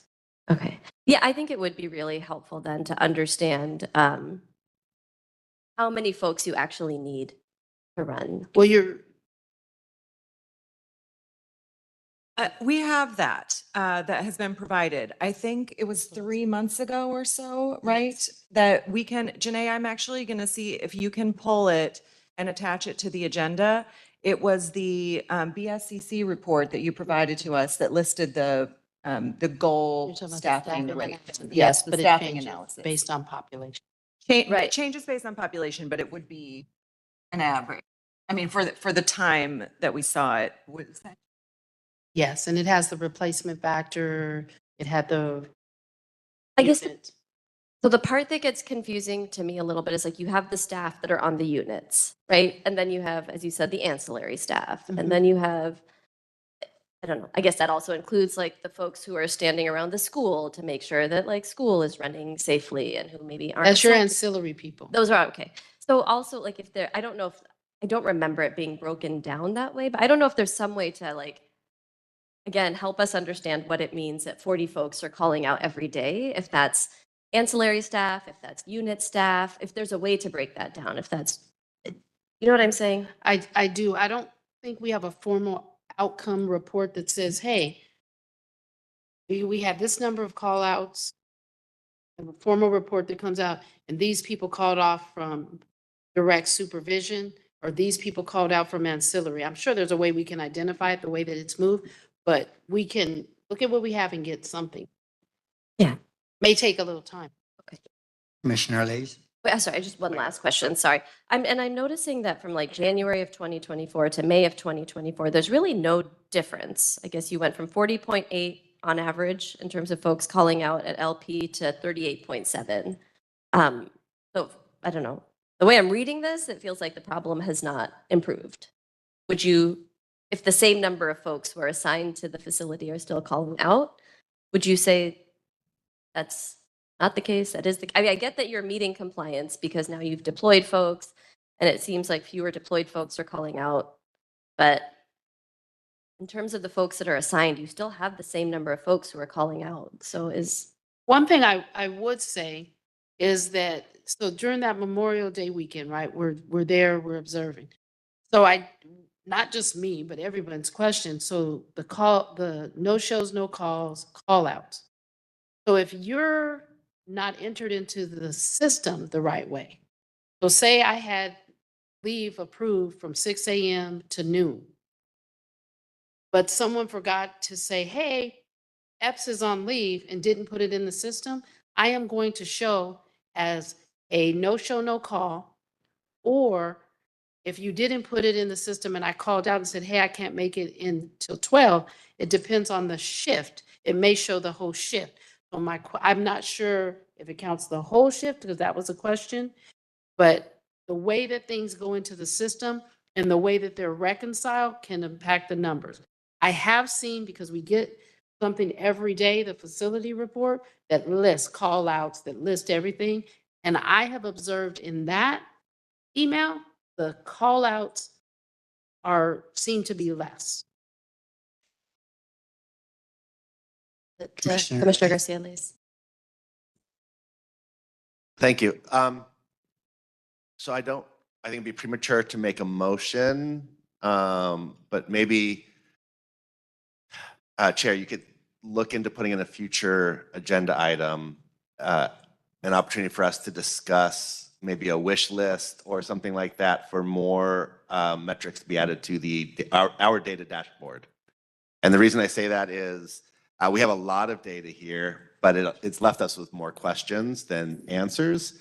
But I think if we were to take this data and the data like the daily population and the data like the number of staff that are needed to make and combine all of that into some metrics that we design as a POC and track, we would be leaving these discussions with more answers than questions. So I think it's really got to be to some degree incumbent on us as a commission to figure out exactly what metrics we want to track and then do that as much as possible. I understand where the POC is having staffing issues of our own, so that may not be something we can do right away, but I would like us as a commission to consider whether or not we have the capacity or when we would have the capacity to turn these texts or these tables into meaningful line graphs over time that answer our questions. Thanks. Thank you. And, the leadership team will meet on Monday. And if you can just share something that you kind of start thinking about that we can all work on. Any other comments or questions? So, I look at data all the time, not as a conclusion, but as a start of a discussion. And I'm out and about. This is a 45-hour job for me, a week, a month, a week. And I hear a lot of comments regarding this. And one of them is staff are afraid. It's a tough job, so maybe that's part of it. But also, if you were working in the public sector, you wouldn't be out. Fair assessment. But what people fail to see is that this is a very different job. And there are very few jobs where you're held over or required to change your life daily. Yeah, sure, maybe some of these staff are not coming because they're just not buying in and they're not team players. But the staff that I hear from share different stories. They do come to work 90% of the time, but when they have a doctor appointment on Wednesday at 4 o'clock that they had scheduled because their shift is 6 to 2, or they have to take their kids somewhere, they have a choice to make. If they go to work, there's an increased chance, unlike any other profession, that they are going to be held over and they're left scrambling. The matrix should include some real narratives of why people are missing. You know, you have 4.1 average. Let's say one of those persons or one of those probation officers is calling out, not because they don't feel like going to work, not because they're undermining the effort, not because they don't care, but because they're afraid that they can't get back. That's a 25% drop if that staff had assurance that they weren't going to be held over. So I just want us to have some grace when we look at these numbers and not just let the shock factor lead us to conclusions. I was part of the inspection team on Monday, and I met a lot of deployed staff who were ending their deployment, and they had no ill will. They had formed some relationships with kids and told me they're going to miss them. They had formed relationships with DSOs and all the people in the hall, and none of them that I met have been in the hall within the last 20 years. So let's just take that into account when we're looking at these numbers and kind of just, thinking about that. They're just not coming. There are reasons that they're not coming. And so with that, Wendy, do we have any written or live public comments for this item? There was some written public comment that is attached to the agenda, and you're welcome to review that. If you'd like to submit written public comment, you can do so at info@poc.lacounty.gov. It has been shared with the commissioners. And we'll start with public comment in the room. And then also, if you'd like to make public comment virtually, you have to be on WebEx, and you're going to use the little raise your hand feature or dial *6 on your phone. Okay. Yeah. And remember, this was a 3-part section, so feel free to talk about any of the 3. Thank you. Lena Mallet with the Children's Defense Fund and Layup. Grateful for the commissioners who I think did a good job of grounding us in remembering that the BSCC and their inspections and the process should not be the metric for how we're calculating safety for our young people. And really, I wasn't sure if I was going to say anything, but it feels important to note that this space today doesn't feel particularly inspiring for folks to engage.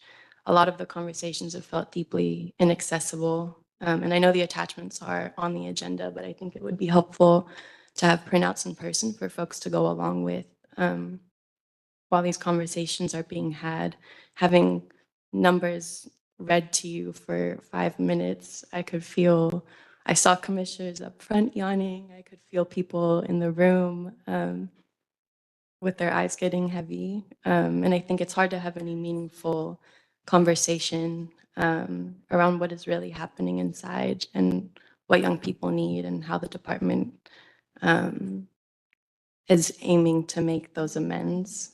So just hoping for dialogue that feels generative and honest, because I'm not feeling that today. But grateful for folks who shared and pushed and asked important questions.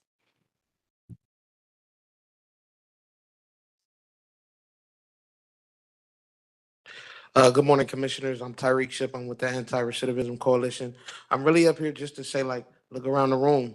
We got a bunch of credible messengers, probably 20 plus, who really want to get to the root cause and focus on youth development and really bring these youth up. And I know that, like, they hear and they go through all these trainings and they go through all these things to try to help these youth, and we need to use them. I mean, if we can't get staff in there, if we can't get staff to come to work, if we can't get them to do what we need them to do, we do have credible messengers who are willing to do that work. And I'm not saying that we need to replace any system or any of that, but we do have people who are willing to do the work and who go through the trainings. They go through weekly trainings sometimes, and on a quarterly basis. They really working hard to help these youth. And I think there needs to be a focus on the youth and not the technicals of it or the staffing and all these other things, but the youth, like really figuring out how we can help the youth. So I would say just stay around for general public comment, because we're gonna hear from these credible messengers. I would hope that you all can stay for that so y'all can hear directly from them. Thank you. Thanks, Terry. Hi, Tanya Ibanez from Hangout and Do Good. I just wanted to briefly discuss the staffing issue. It continues to concern me as a citizen. And I understand how difficult it is to rein this in, having worked for the Department of Justice for over 27 years and being in management myself. But one of the things that I think that probation department should consider is, even though it might be difficult to negotiate with the unions on changing sick leave and the ability to take sick leave and to be out, one of the things that you may want to consider is promotion, and strongly looking and very carefully looking at attendance. And if staff is routinely out, that should be a significant factor on whether or not they should be promoted. That is something where you have some bargaining chips so that you are promoting the people that are staying over and taking on those extra shifts, and you're preventing burnout for your staff. The staff that does show up should be promoted. The staff that is routinely out should not be promoted. Just also wanted to inquire whether or not there's been any progress in written procedures. As I recall, there were policies, but I'm not so sure that the Department of Probations has been able to put forward written procedures on staff issues, such as how to deal with aggression, excessive force, fights amongst the youth. So I'm hoping that there's been some movement since our last meeting. Thank you. Thank you. Good morning. Hello, my name is Frankie Lozano. I'm a credible messenger for the Anti-Recidivism Coalition. I'm here to speak on the importance of the credible messengers and the work we do inside this juvenile hall. Actually, we're on the item of the inspection of the BOC and the staffing, not on what you guys do. Yes. Talked about programming and the lack of programming and not having enough. We addressed the inspection from the BSCC, or the spot inspections, which talked about programming and a lack of programming, such as in Los Padrinos. And I think this is part of it, in terms of, like we've said, some of the commissioners up here have said that we don't have enough programming, that we're meeting the bare minimum. And I think this is a large portion of the people that provide that programming. If that's not part of the BSCC inspection, then I guess we'll have to wait till general comment. But I was under the impression that if we don't have enough programming, like literally, I was asked a question here. If there were not, we were discussing, if probation staff call out, could they call credible messengers in? I was like, no, we can't do that. But they would answer that call if they were called in. But my point, more specifically, the point of order is, if we're looking at the BSCC inspection, and one of the things that we're saying is that the programming is not meeting adequate needs? Is this something that should be addressed now or in general comment?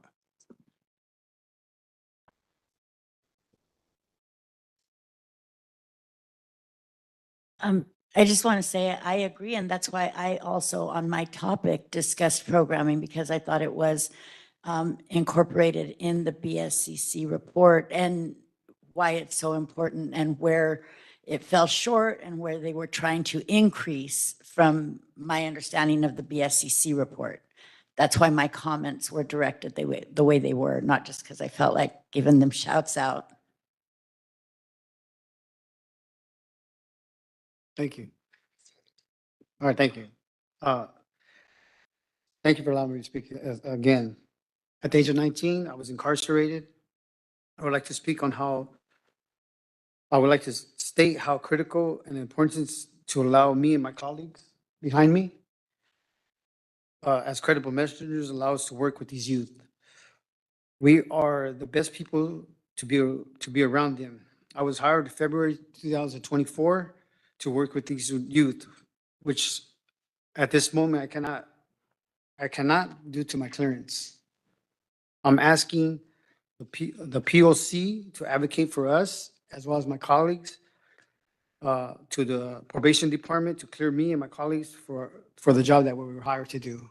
So we could go back in there and run curriculum, as you said, to bring more groups to advocate, as well as to help these youth. Thank you.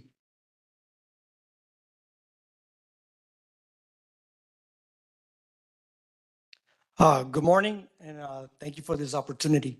My name is Serafin Leon. I am a credible messenger supervisor for the Anti-Recidivism Coalition. And as a formerly incarcerated juvenile that went through the system without guidance from credible messengers, I happen to know the impact that credible messengers have on our incarcerated youth. The culture inside SYTF has changed, it's shifted towards a positive trend. The violence has dramatically decreased, and I attribute that largely in part to credible messengers, not entirely on credible messengers. It's been a collaborative effort. However, there's a problem. The population in SYTS, particularly in Barry J. Nydorf, has increased. The numbers of credible messengers hasn't.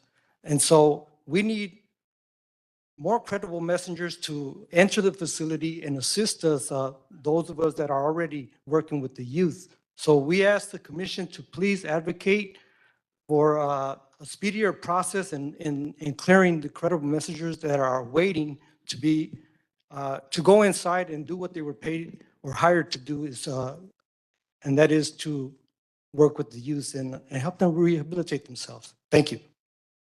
Thank you. Nice to meet you in person, Serafin. Thanks.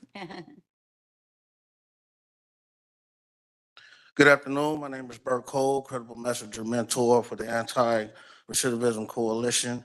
I've been in this position for well over a year now, providing service and support for the youth in SYTF facilities. And I stand here before you today to voice my personal opinion or my public opinion and my concern with regards to the probation department's clearance process. Because today's clearance process has, in my opinion, been a burden and a barrier to progress. For example, I have several colleagues who are awaiting clearance right now, and it's been quite a while. They've been waiting for months. They've been waiting for months to be cleared and to be of service.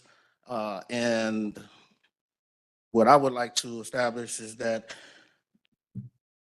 I'm sure that security is at the forefront. It is paramount. I get that, I understand that. But we need to strive for some balance. And what I mean by that is that the clearance process should be, it should be paramount, like I said, and it should be established with regards to, I'm sorry, let me stop. The clearance process in my opinion, has delayed progress in what we do inside the facilities in terms of helping the youth. And I have several colleagues who have been waiting to be cleared, and they haven't been. And so what I'm asking for is for you all to help us out to get these clearances cleared on a much faster basis, so that we can do what we're doing and work side by side with probation. Thank you. Thank you.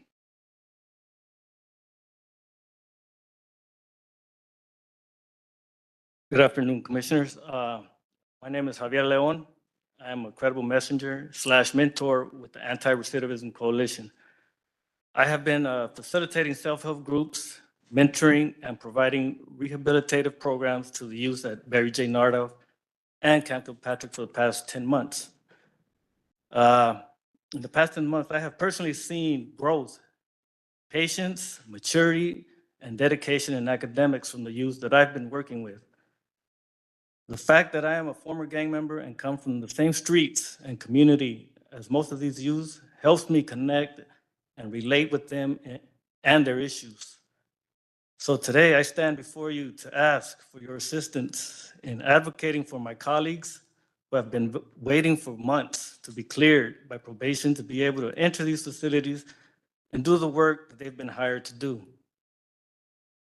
Our collaboration with probation, it does not only make institutions safer for the youth, but for probation and us as well.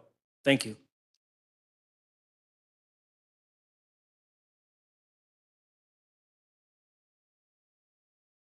Hello, good afternoon, everyone. My name is Michael Arregue. I am a credible messenger with the Anti-Recidivism Coalition. I have not been cleared yet to enter the juvenile detention facilities. However, I had the opportunity, and I do have the opportunity, and continue to work with the youth coming out of those juvenile detention facilities. And working with them has not only been insightful to myself, but not being able to enter those facilities when I was a juvenile offender myself who received a life sentence, bringing that hope and the knowledge that these youth need, not only myself and my colleagues who have not been able to enter, I believe it's very important for us to enter those facilities and be able to bring that hope and change so that they don't have to wait 20 to 30 years to understand that, man, I should change and I do deserve a second chance and I am worth it. And we need to continue to bring that to the youth. So I ask this commission to please speed up the process and help us get into these facilities so that we can continue to bring this change to not only help the youth, but possibly make our communities safer and also the detention centers themselves, make them a lot safer for everyone involved. Thank you.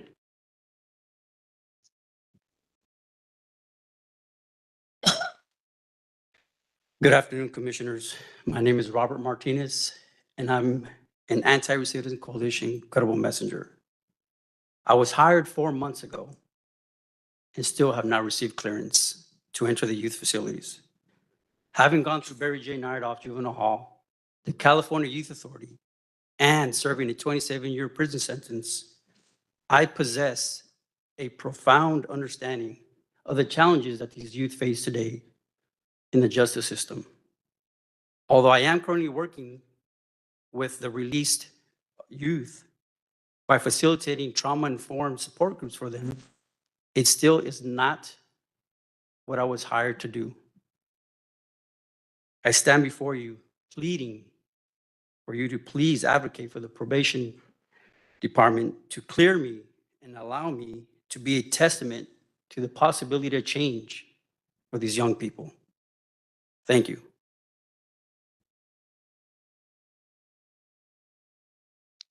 Good afternoon, Commissioners. My name is Nathan Harvey. I'm a credible messenger for the Anti-Recidivism Coalition. I was hired last year in October. I've been waiting clearance since November. When I was the same age as the youth, my colleagues in my service, I committed a crime that had a ripple effect that I couldn't comprehend at that time. Since then, I committed, which led me to having to serve a life sentence. I served 28 years of that life sentence. I've been home 2 years. Since then, I'm off parole. I work 2 jobs, and I'm waiting to go back in to show these youth a living example of success. Who better to do it than somebody who walked that path of negativity and now walks the path of positivity? I ask you and your colleagues to please consider streamlining the process of clearance for me and my colleagues to reach these youth sincerely. Thank you.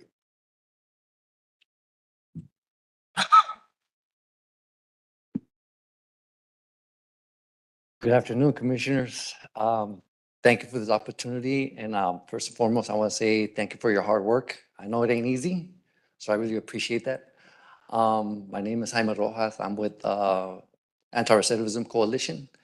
I've been with them for the past 4 years. I've been mentoring the youth since 2020. And I've been going with Barry J. as well as CBK, Cam Kilpatrick. Somebody mentioned Unit X and Z as well. So I've been there and seen a lot of what's been going on with the youth, the impact they're having, the stress with the staff as well. One of the things that I wish to advocate and be very adamant is the work that we do for the youth, for the community. A lot of my colleagues are very eager and committed to the work that they do. They're here expressing clearances for them to be able to do the job that they were hired to do. This commitment is from the experiences that they had, the life that they've been through, and the understanding that they have with the youth, what they can do with the youth and for them as well. So I really wish to implore the committee to be able to do something about the clearances as soon as possible. Thank you very much for your time and attention.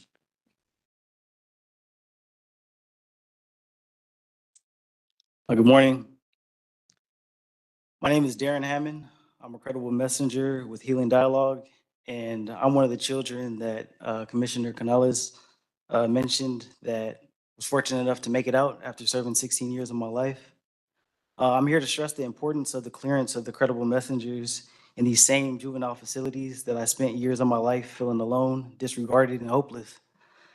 While pending clearance, I've had the privilege of working with the newly released SYTF population as a member of the reentry team, and I see the positive impact that my colleagues have on these youth, whether through conversation or interaction. And I believe that this is a direct result of the time invested, the bonds, and the trust that was built from the work done within these facilities, as well as remaining a constant in their lives post-release. I say that to say there are plenty of credible messengers in this room that have been waiting to be cleared. We each have the ability to provide accompaniment, guidance, support, and a perspective on life that these youth may not even know exist by assessing their needs and identifying them in real time. By us being in limbo, this is stagnating the change and, more importantly, the healing component of what our organization provides to these youth, which is vital in their growth and maturation in order for them to move forward with not only a new perspective, but a value on their own lives, but also for them to value those who they've hurt, whether directly or indirectly. So the sooner we are able to be granted access into these facilities, the sooner we can start these youth on their healing journey with hopes of lessening their chances of recidivism and increasing their chances of becoming productive members of society.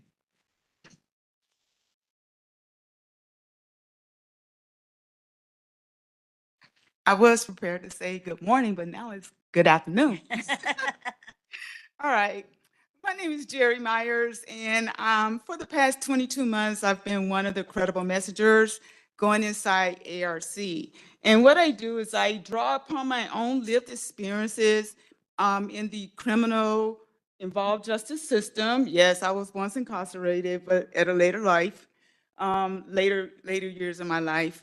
But I am able to share with the youth to show them the support of what it feels like and that I understand because I had my own adverse childhood experiences. And I work with the girls. I am a survivor of domestic violence.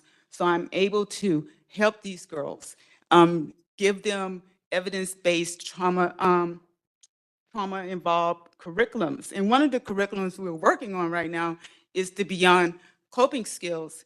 And this allowed the youth to understand how to deal with cognitive and dialectical therapy practices that they can utilize for themselves while they're inside, and also help them obtain coping skills. And with the efforts that I've been providing these programs, I've actually seen transformative behaviors in some of the youth, and they're becoming a better versions of themselves. And I can give you an example. One of the youth, her last name is Evans, and what she shared with me is that she learned from the group to self-separate instead of fighting. And she attributed it to the curriculum, direct curriculum that I'm teaching her when I go inside. And I just told her how proud I was, and to just stay on that journey, you know, of change, to choose a different path, to choose a different behavior that is very constructive, and that she will see that she will not recidivate, and that she will stay out, and she will grow into this beautiful, productive young adult. Also, I wanted to just say that I've seen how That's your it's time, changed Jerry. I'm the sorry. staff. Sorry to have to cut you off. Okay. Thank you for being here today. Thank you. Good afternoon. Good afternoon. My name is John Johnson. I'm a credible messenger with Healing Dialogue in Action. I work in the reentry where we serve the SYTF population at this time. I want to thank the commissioners for allowing us to speak here today. Appreciate that. I'm very passionate about this topic that we're talking about, the youth. I was once a troubled teenager myself, and I was very shy. I was very shameful, and my trauma left untreated left me in prison to do 34 years. I was 19. I was given the sins of life without the possibility, and with people loving me and caring about me, it made me wake up and understand that my core self was good enough. And so I'm passionate about the work I do, and I just wanted to say that I could sit here and talk about myself and go on and on and on about it, but this is about the young men of today and how we give them the necessary care that they need, that they could definitely make our communities better and society as a whole. So I'm asking for clearance to help you guys, to urge you guys to help me get cleared to go inside and help develop these young men and to be model citizens. And we have the manpower here to do it, and we got a brain, so there's no reason why we can't get in there and develop these young men and make them model citizens. And with that being said, I will close. Thank you, guys. Thank you, John. Good morning, commissioners and attendees. My name is Norman Mitchell. I am a credible messenger with the Anti-Recidivism Coalition. I'm here to comment on the importance of clearance for the credible messengers who are waiting to be of service to our youth who are housed inside of juvenile facilities. I am a credible messenger who has been cleared for the past 6 months. And I see the hope that those before me and myself bring to the youth through our presence, sharing our life lived experience, mentoring, and our evidence-based curriculum classes that we provide. We would be even more impactful if those who are waiting for clearance would be processed and cleared. I know it would be conducive for the youth and all those who share the same commitment to see our youth embrace their greatness. I ask that you please help us help you. I had to write that down because I need to remember that. But on a different note, I was gang related for 26 years. I did 26 years on a double life sentence. I went in at 23. I got out at 50. But around 34, I had a revelation that I mattered. And when I mattered, other people start mattering. So these youth matter. And I wouldn't want them to wait until they're 34 to recognize that. So with that, I hope that you would invest in the manpower that really care about these people so that we can make this a better place. And I thank y'all for your time. Thank you. Good afternoon, commissioners. My name is Richard. My first name is Richard. My last name is Richard. I'm sorry. So I served 43 and a half years in prison. I've been home for 6 years, and I worked under ARC as a credible messenger. I've been coming in there for actually over 3 years, even before this position became available. One of the things that I wanted to talk about or stress is the fact that I've heard a lot of talk about collaboration, procedures, and things of that nature. And, I'm an advocate for all that. This is what we come in to do. We try to stress this to the youth, the young men that we talk to. We try to talk to them about teamwork, about, not being separative or finding differences within, each other for the purpose of separation, if you will. So when we're talking about collaboration, that was one of the things that we've been stressed. My hope is that we do actually get to collaborate, because I've watched so much bureaucracy take place since I've been inside the facilities, to the point to where we need to overcome that aspect of things and start actually collaborating. And if we're expressing this to the youth, then let them see collaboration actually taking place. And one of the things I think that we can collaborate on is to, again, accelerate some of these processes in terms of clearances and other things like that from an implementation standpoint. That's all I want to say. Thank you. Thank you, Mr. Richard. Hello, my name is Desmond Payton. I represent Healing Dialogue in Action. I just wanted to speak initially to the efficacy of a credible messenger, but I think that's been covered ad nauseum as I've been listening. And what I wanted to say was, I was listening to the metrics that were being put out in terms of looking for success and successful models. And I just felt like a little heartbroken, because as in this position that I'm in, trying to get cleared to go in here and speak with these youth, I have to catch them when they're in transitional houses or coming out of these facilities in order to have an impact in their life. But that impact is measured in ways that you really can't account for with certain metrics. I just know what the feedback is and how they change their lives. And I also know how valuable time is. I served 32 years on a triple life without the possibility of parole sentence.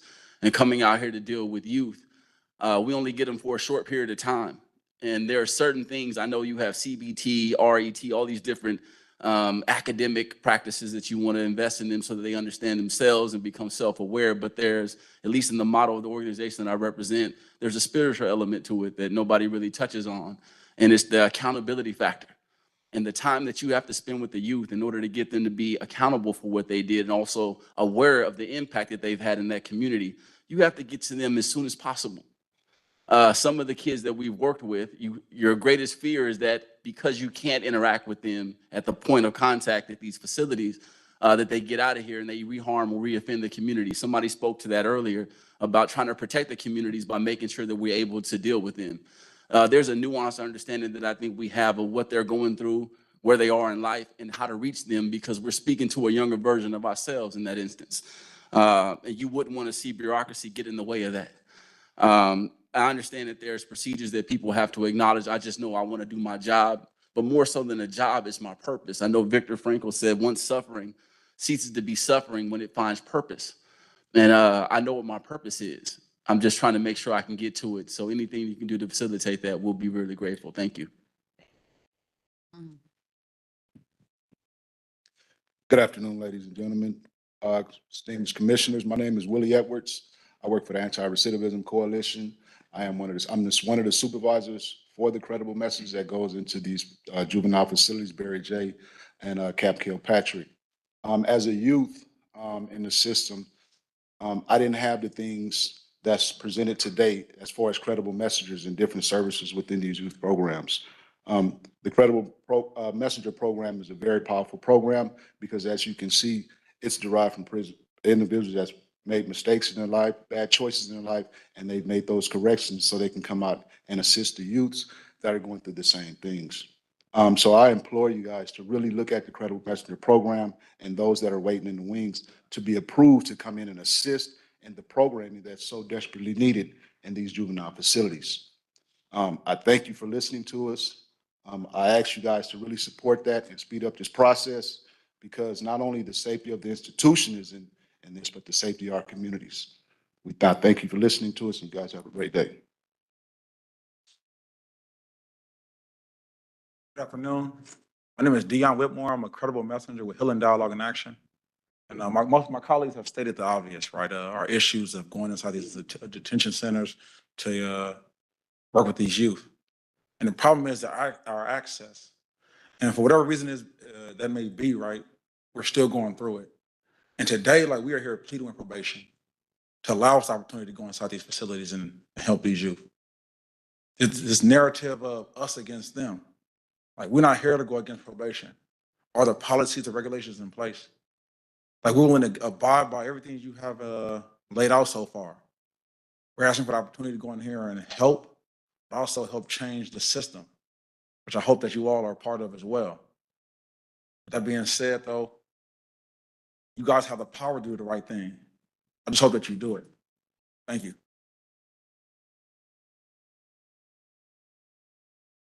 Hello. Thank you for giving me the opportunity to speak. My name is Jason Holland. I'm a credible messenger with the Anti-Recidivism Coalition. The full scope of my role is to be a hybrid, meaning that I spend half of my time inside the institutions building relationships with them. And then when they come home, I help in the transition of their reentry.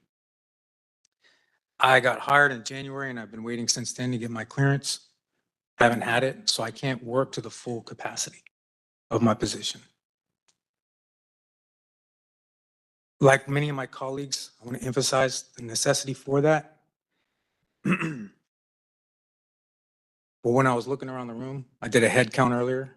There's over 30 people here that are credible messengers, formerly incarcerated, that are out in the community doing amazing, beautiful things. That same potential is inside of those facilities. And what we want to do, we want to go breathe life into that. We want to nurture that, cultivate it. Difficult to do without clearance. I was listening earlier to the conversations. I actually think that we're in alignment with what probation is trying to do with inside the halls, with the plan moving forward. Earlier, Mr. Lewis mentioned us being able to pivot and be in position to run programs specifically regarding the Thinking Forward journals. And it was stated that we're an option. I actually want to assert that we're more than an option. I think we're really a viable part of the solution. Thank you. Thank you. Hello, my name is Shannon Hambley. I work with Healing Dialogue in Action. I've been hired for the past 6 months, awaiting clearance to go in and assist my fellow credible messengers. I know that our impact can be great. We were them, so we know how to reach them. I know that I'm supposed to be getting cleared for Dorothy Kirby to reach the females who are very underserved. While I'm awaiting, I'm working in the reentry field and I'm working with the SYTF females that have been released, and they're thriving due to the help from the credible messengers and the guidance and the planting of the seeds. Like, they need the assistance and the encouragement to continue learning and growing. And I would appreciate any assistance in getting cleared. Thank you. Good morning. My name's Andrew Gonzalez. I was incarcerated at the age of 15 and received a life sentence.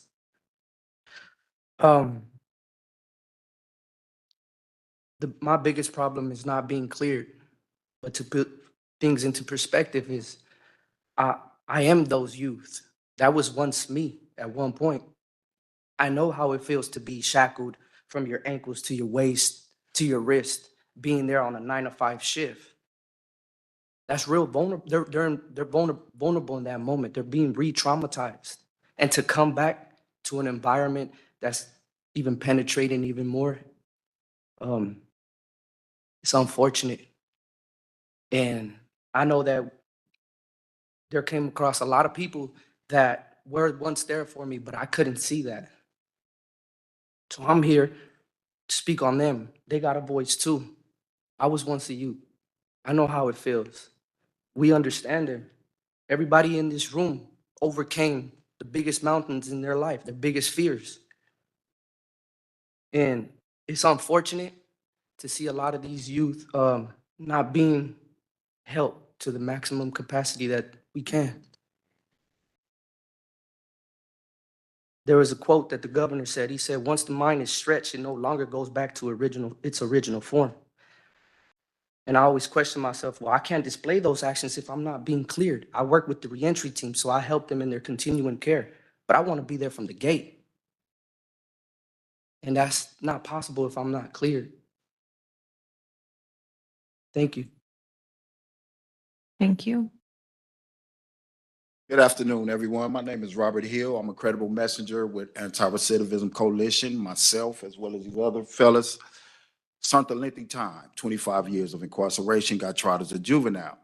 However, that's not my highlight. Been out 10 years now, so that's a blessing. But I did want to share this old African proverb, it take a village to raise a child. So all of us is part of that village, right? So we know what we're here to do, right? And we talked about numbers, right? Data don't lie, right? Men and women will lie, but data don't lie, right? Since the inceptions of Credible Messengers, which I entered last year, the numbers don't lie. And it dropped. And it got better, right? And just for a little life's sake, we need more credible messengers because I get tired, right? We get tired, but we need them. But the numbers don't lie. The data speaks for itself, right? And lastly, right? I get we ain't gonna always agree. We can always agree to disagree, right? But again, we're a village, right? Since my inception, right? I remember walking in there and probation wasn't giving no love. And I had to check my biases, right? But if we continue to work together, the sky's the limit. But just keep in mind, the numbers don't lie. So we're needed in there. We're not incredible messengers. We're just credible. Lived experience, sharing a story, trying to help for the world to be a better place. Thank you so much for your time. Thank you. Good afternoon, commissioners. This is my first time, so bear with me if you could. My name's Angel Mendez, and I'm a member of ARC, Anti-Recidivism Coalition, and I would like to advocate for credible messengers and as well as for ARC, just to say that they're a great organization and somebody that was formerly incarcerated as myself that grew up in Pico Union, downtown Los Angeles. We didn't really have that growing up, but I never saw that. So being here and seeing all these individuals here actually talking and standing in front of you guys and conquering their fears is great to see, and I would just like to advocate and just hope that you guys speed the process so they could get and help the youth and give them the help that they need. Thank you. That was great, Angel. Please come back.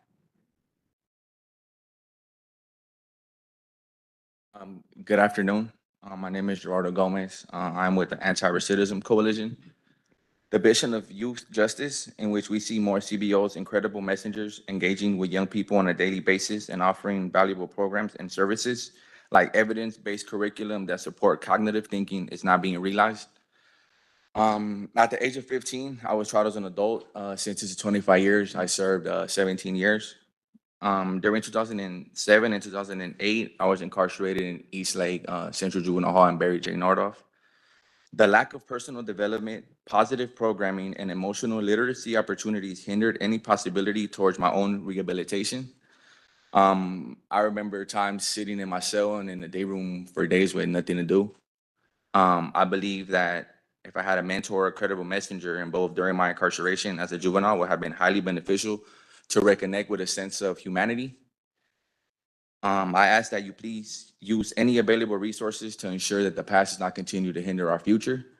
And also that credible messengers get the opportunity to fulfill their jobs, provided essential help that our young people need. Thank you.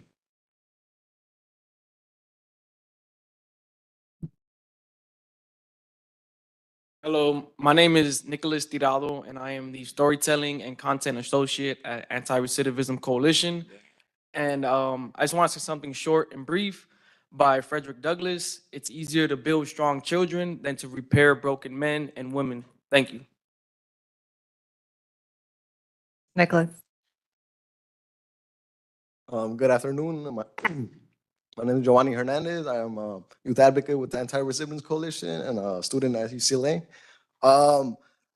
Earlier, Commissioner Lewis mentioned about a certain event that happened at Juvenile Hall, about a dinner or a lunch with our families. I was in Barry J. Nordoff from 2006 to 2009.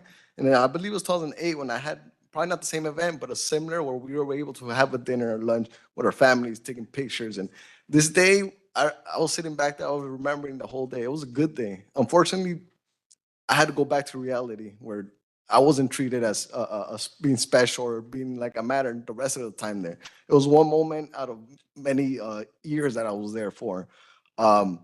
Went back to lack of programming, lack of things that made us feel like we mattered, like we were human.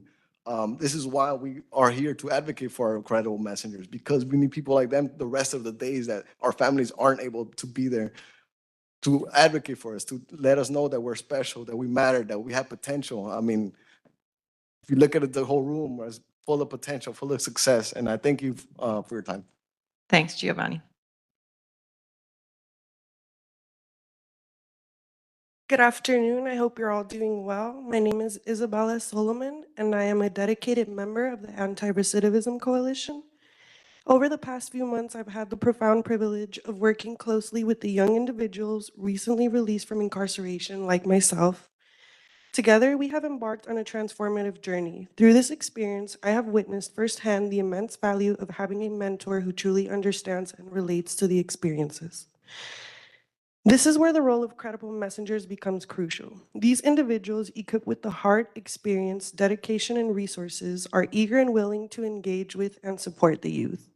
Their unique perspective and genuine understanding make them invaluable assets in addressing the challenges faced within these facilities. By leveraging the potential of credible messengers, we can provide additional support and bridge the gap left by the shortage of official staff.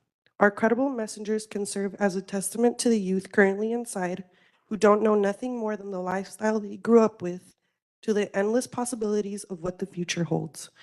Thank you for considering this vital initiative.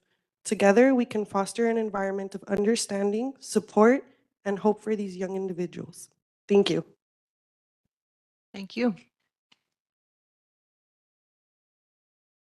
Good afternoon, Commissioners. My name is Kent Mendoza. I'm the Associate Director of Policy at the Anti-Recidivism Coalition. I just wanted to kind of conclude all of these comments. I think that it was amazing to see all of these individuals who at one point probably were considered the worst thing in their lives by the systems, and now seeing them all here showing up passionate, willingly, and motivated, and encouraged to work with these young people who are currently are in our care in the custody of probation, and it's very empowering to someone that was in the system at one point. You know, I think that this is very inspiring because, you know, when I was in these facilities, there was nothing like this, you know, and now we have a legit opportunity to really transform the system in a way that lives up to what we, the county, has agreed, which is a care first, jail last approach. And, you know, I think the credible messengers are at the core of the Justice Reimagined vision. I know what it takes to you know, to really change, and it takes, not only does it take reentry services and support and all that, but it takes real relationship with human beings that understand you or love you and give you the acknowledgement that we probably never received by nobody in our lifestyle. So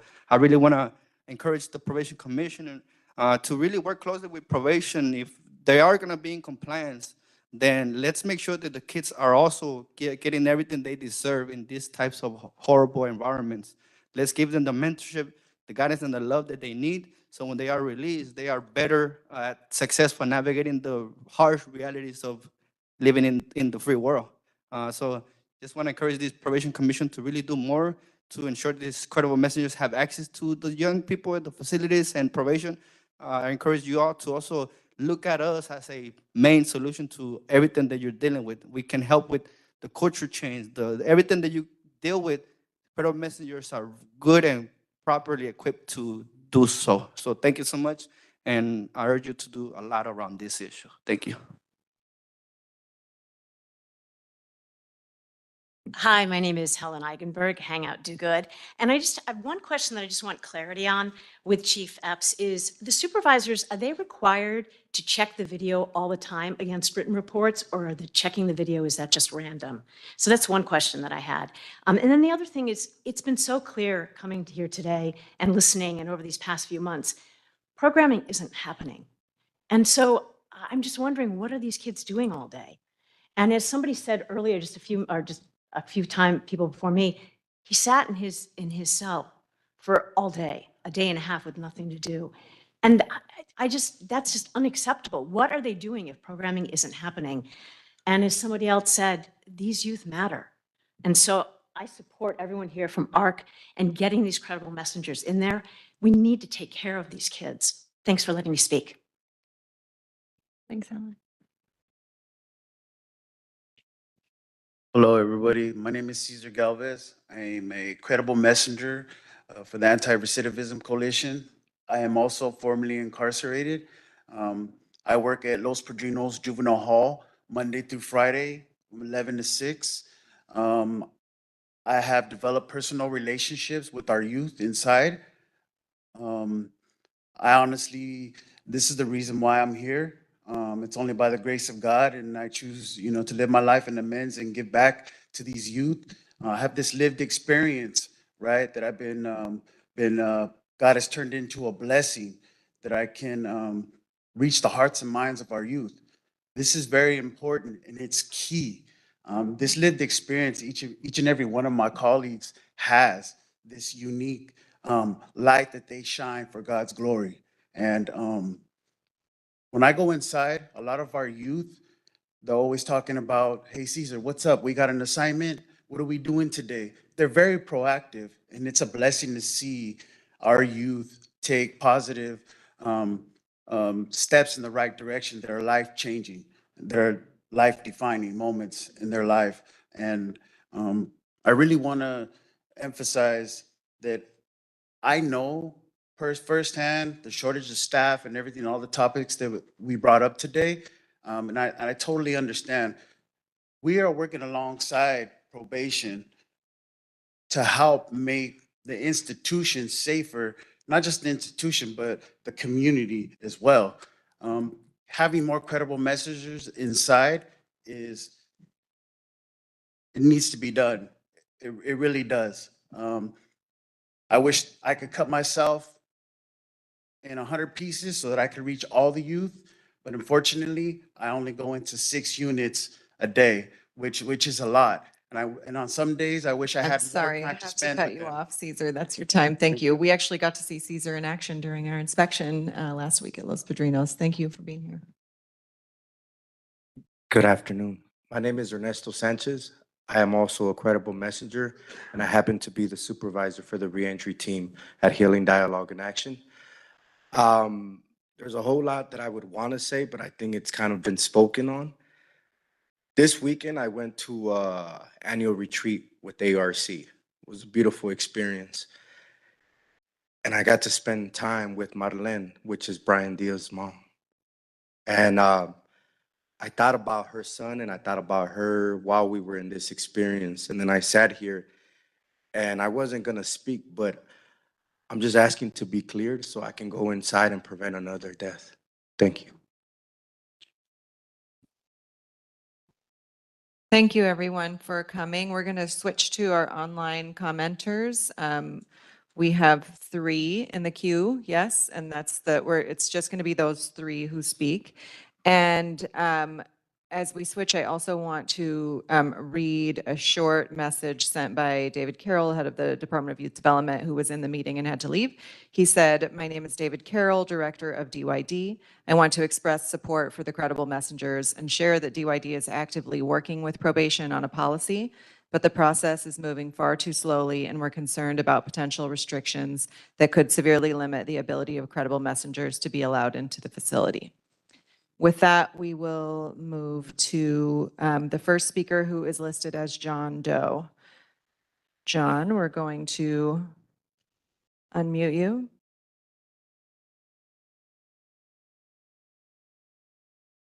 You should be able to begin. Okay, Yes, we can hear you. perfect. First off, this is about BSCC and staffing. I'm calling anonymously because last time DPO Coffee called into the POC to express her concerns, Miss Epps retaliated against her and warned everyone, including managers, that we're not to call into POC and any other agency to voice our concerns. It is no secret that Miss Epps assisted in facilitating facilities and getting into compliance. She only stepped foot into the facility once, and even then she was negative, unprofessional, and we all felt disrespected. These sentiments are felt at all levels in this department. It is clear she is a liar and lacks any type of leadership skills. Apparently, she was too busy to lead because she was recruiting personal friends and doubling their salary. She clearly doesn't care about LA County probation. The damage that Ms. Epps is creating in this department needs to be stopped. It is quite clear she is only hiring people who look like her. She's not hiring people who are qualified and have experience. It's almost racist. How can the department allow this to happen? Oh, that's right. She's calling this an emergency, indicating that she clearly has no clue about what the real issues are. We need more line staff, not directors. Ms. Epps is inexperienced in this role. She has never been in the trenches and does not know the reality of LA County. She does not know how to implement necessary changes for the department. The juvenile system is supposed to prevent kids from derailing their futures. She has done more harm than good. Someone please motion to remove Ms. Epps. On a different note, when will Eric Strong be returned back to the sheriff's department? He is costing the department millions in his blunders, and he's bringing in corrupt former sheriffs to run security and internal affairs. Clearly, because they will follow all his unlawful orders. For example, he brought in Kevin Gorin and is now a bureau chief. He was Frankie Carrillo's arresting officer, and we all know how that whole case was corrupt and ultimately overturned. Reality is, That's your time. Thank you.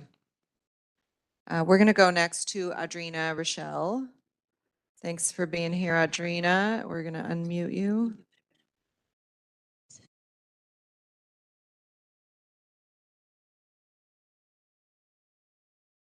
Audrina, oh, there we go. You can begin. Okay. I want to thank the commissioners, ARC, the credible messengers, and the probation department for our Mother's Day luncheon. That day meant the world to me, and we're both greatly appreciative to everyone who does their job plus more on holiday. A complete difference from last year's. I hope to see more collaboration in the future between the department with ARC and more community-based organizations as it produced positive results. On June 3rd, I attended the BSCC regulation revision meeting, and they were changing the wording of policy within the juvenile halls, especially towards post-secondary education and programs made available after graduation. For example, it included wording such as juvenile halls include courses that prepare youth for participation in post-secondary education, to revising it to juvenile halls may include courses that prepare youth. So to me, it seems like a clause meant for facilities who are not performing as well as others. Maybe this is due to the capacity of juveniles being housed in each facility. For example, Barry J offers more services because it houses minimal juveniles. And wording such as may include services but not obligated to allows the problem within underperforming facilities to remain resolved. So I guess my question is, how does this change of wording affect future inspections towards compliance?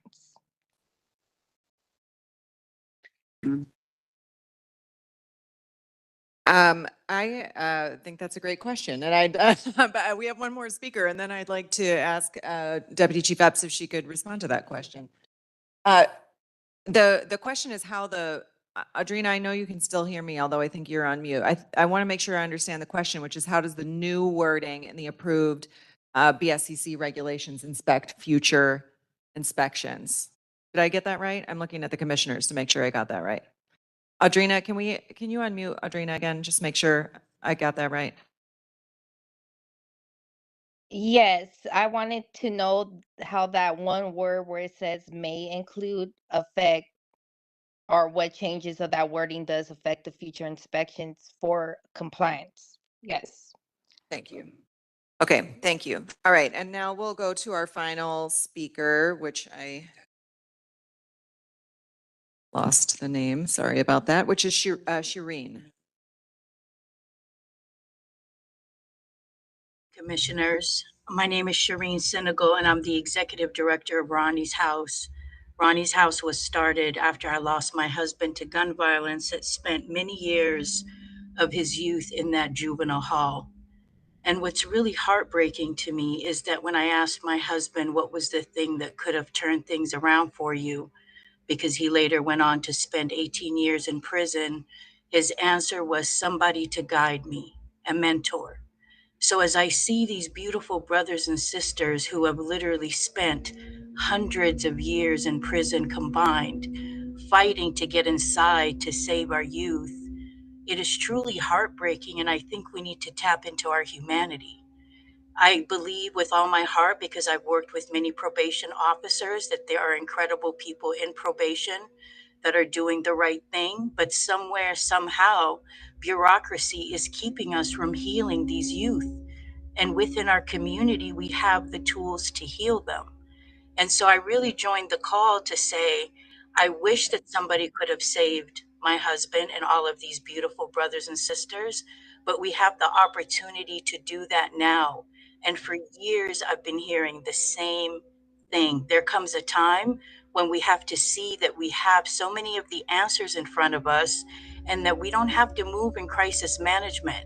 We don't have to create a pipeline where these kids' next stop is going to be prison, possibly for life.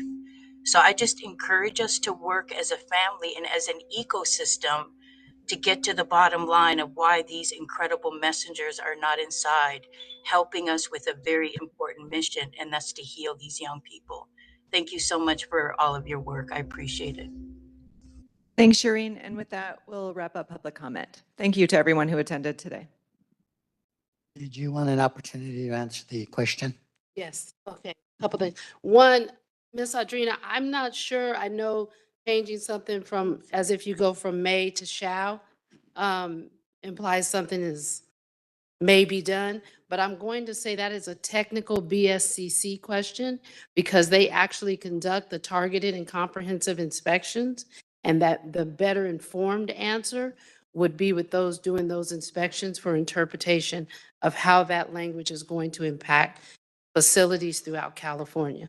So I would defer there for the response.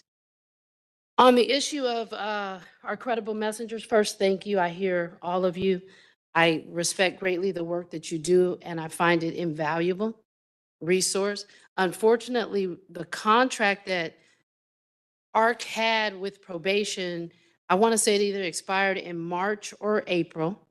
As a result of the contract expiring, we don't have any direct contracts for services to be provided through the probation department with ARC. All contracts for credible messengers to come into the juvenile hall facilities are now held and brokered through the Department of Youth Development. Now, where we can shoulder the issue here is the issue of clearances. When I was addressing the issue, what I had were 3 people awaiting clearances. So I looked at the request to do an override. The clearances were related to a request for an override. I took a look at the overrides because being new to this, I'm not as familiar with the process. I think I got my first request for override when I got here shortly after December, maybe late January, early February. Mr. Lewis would know better than I would. When I took a look at the overrides, if there's an override process and we as an agency are overriding applications or applicants 100% of the time, what's the point of a process? So then my next question was, what is the process? What is the criteria to get overrides? I spoke to people that had given overrides to get some insight on why they did so. And I felt like, hey, that's not an adequate answer. So we've been working, as Mr. Carroll said, with DYD to take a look at that, taking a look at the criteria, and there were some revisions in that. So hopefully that will be done soon. So I just wanted to discuss that. As far as the video reviews, yes, there's a video review of every incident required when there is a use of force incident. Over and above that, as I stated earlier, we do review videos randomly. So say something could be off. Youth EPS, using my own name, has a broken finger, or say the language says re-injured. Well, any of us as administrators can say, hey, you know what? I'd like to take a look at that video. Can you pull it? Can you send me a link? That often happens when I see the pins, when I'm reading the use of force report. So we will say, hey, pull the video and we will look at it. And again, that same process that I noted earlier to refer it for review internally. That may be internal affairs. And then based on what's discovered there, to refer to any other authority for a closer look. So on the last thing I want to address, I definitely don't mind anything with my credibility being questioned. I'm a show and prove person, and I believe that results are in the pudding. My resume is available to anybody that wants to see it, publicly posted or otherwise. I haven't spent 34 years not being in the trenches. You grow from what you know. You have to progressively learn to do that. We have recently hired people into the department, 13 new people, be it full-time employees or contractors. We'll have about 6 new people working specifically at our Barry J. Nydorf facility every day, including a special consultant, a former DJJ director, Michael Miner, who's already done significant work at that facility. We will have a new superintendent at Los Padrinos Juvenile Hall, effective on Monday, the 17th. Ms. Roman, who's currently there, has done a good job. We just need some additional transitional changes and using her talent in other places in the department. There have been additional people with the appropriate skills hired to help. I have said publicly here at the POC, I have said at the BSCC, I have said in our own internal executive leadership team meeting, ELT, that we would be bringing in additional leadership to layer in with our current leadership. We are believers that iron sharpens iron. What people already know about the department and what people bring in their experience to the department to strengthen where we are. I apologize if people do not feel like there's been any changes. That's unfortunate. I feel like there have, the department feels like there have, and we will remain 10 toes down and steadfast in our approach. I believe the rocks cry out for change and progression, and we will continue to move in that direction. And that includes layering in new leadership. And that's all I have to say about that. Thank you for giving me the opportunity. Thank you. Commissioners, do we have any further questions or concerns? Commissioner Canales?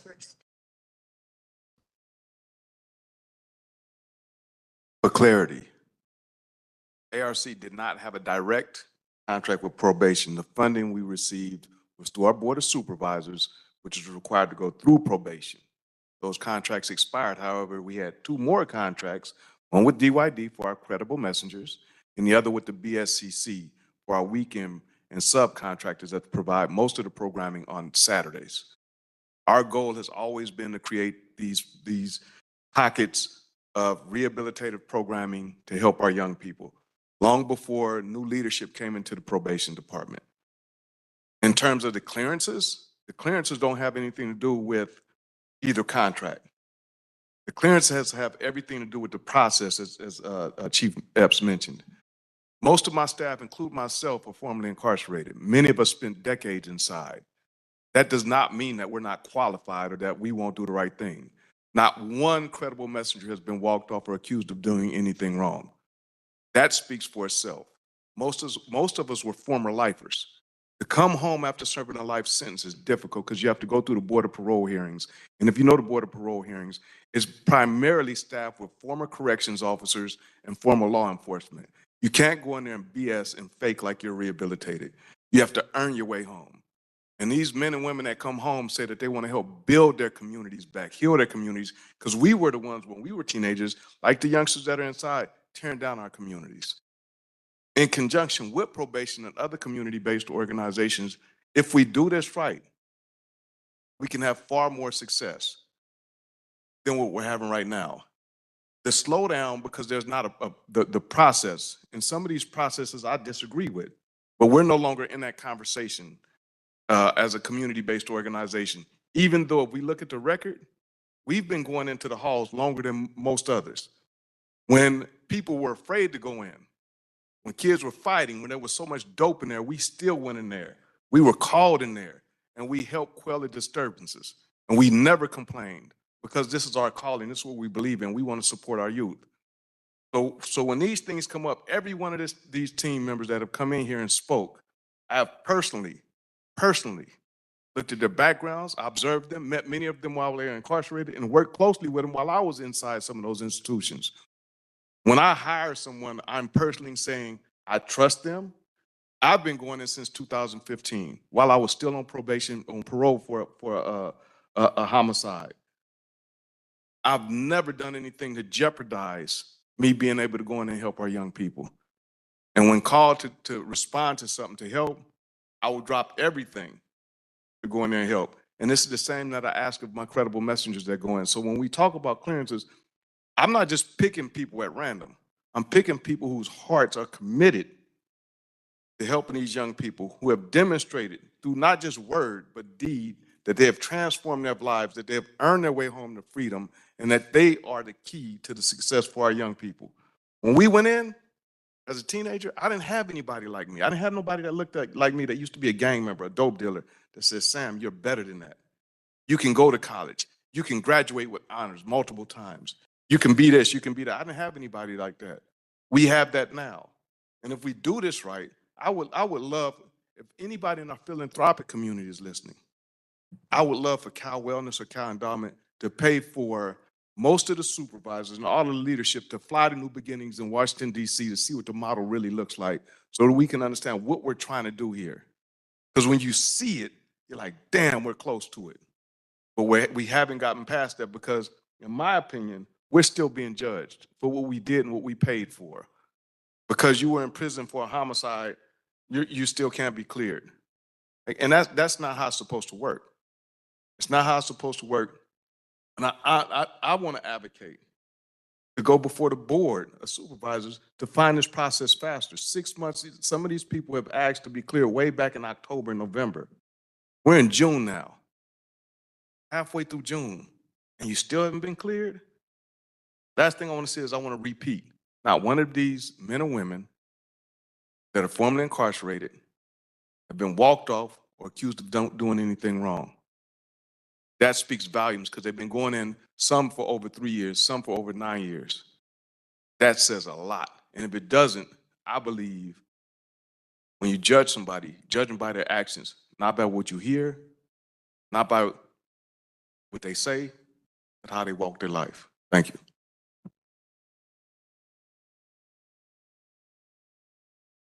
Hi, thank you. I just wanted to touch on, the credible messengers. I want to apologize too, because I have gotten irritated with Sam so many times when he's credible messengers. And I'm like, there's other programs too, Sam, but I had no idea you all were waiting approval for so long. I thought everybody was cleared. So I was not understanding. So this gives me a deeper understanding, and I had no idea of that. And then I also want to touch on something I heard so much, about accountability and who you are now and what you went through then and things like this and how it would have meant something to you, to have these mentors. And I'm speaking for myself, when there was a recent incident in Watts, a 15-year-old was severely beaten on his birthday. And from the news article, that's all I'm going by. I don't have any other information, but it was three juveniles. And it hit me because I take this very seriously. Like, you have no idea how I even tell myself sometimes, like, how did this happen that I'm in this position, right? And when I read that, I thought, if this would have happened to a 15-year-old in the halls of the camps, we would have been furious and we would have blamed probation. I said, so it happens out here, and are we furious? Are we blaming anyone? Did those youth that did it, did they have an opportunity to have mentors? Had they been in trouble before? Did they have an opportunity for accountability? And that's what I heard from all the credible messengers. Nobody came up here and said, they screwed me over. I didn't even do anything wrong. And I just, you talked about your vulnerabilities and where you were at that point in your life. And, so I do feel it's a very valuable program. Otherwise, we're going to continue to see out here the same tragedies. Because now we have 4 youth involved in this, right? 1 that's severely beaten, 3 that are in trouble. And, it's just the cycle until we deal with the accountability instead of the constant blame and just looking at making that better. And so I just really want to thank you all for coming. This has enlightened me so much. And, you know, the digital creator, I'm sorry, I don't know your name. Nicholas, will you say that quote again? Because that's what made me think of the young man in the hospital from Watts, severely beaten, disfigured, you know, and the 3 juveniles. That quote, when you said that, I said, I have to be transparent about how that hit me that day and how am I accountable to myself, to this position, and to the community. Will you say it again, please?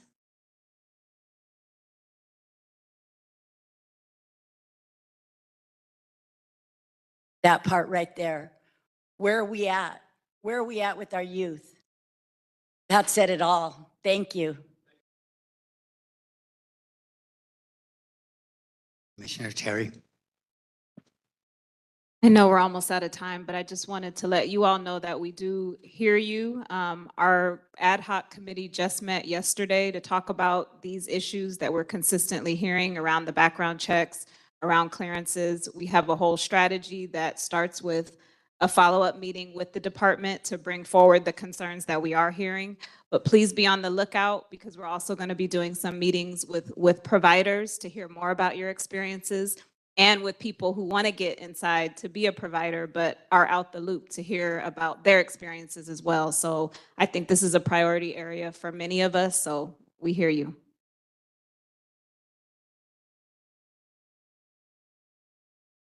Hey,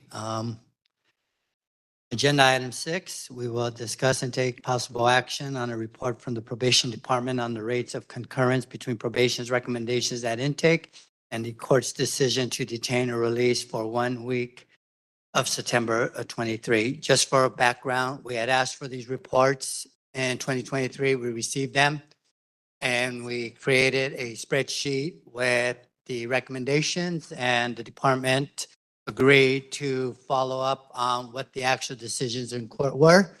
For some of you who do not have written copy, it's possible maybe to look at your phone, and it's part of the agenda. So Deputy Chief Epps has somewhere very important to be, which is Disney Hall at 2 p.m. for graduation. But Deputy Director Cotton is the one who created this report, so we'll be doing the report. thank you. Good afternoon.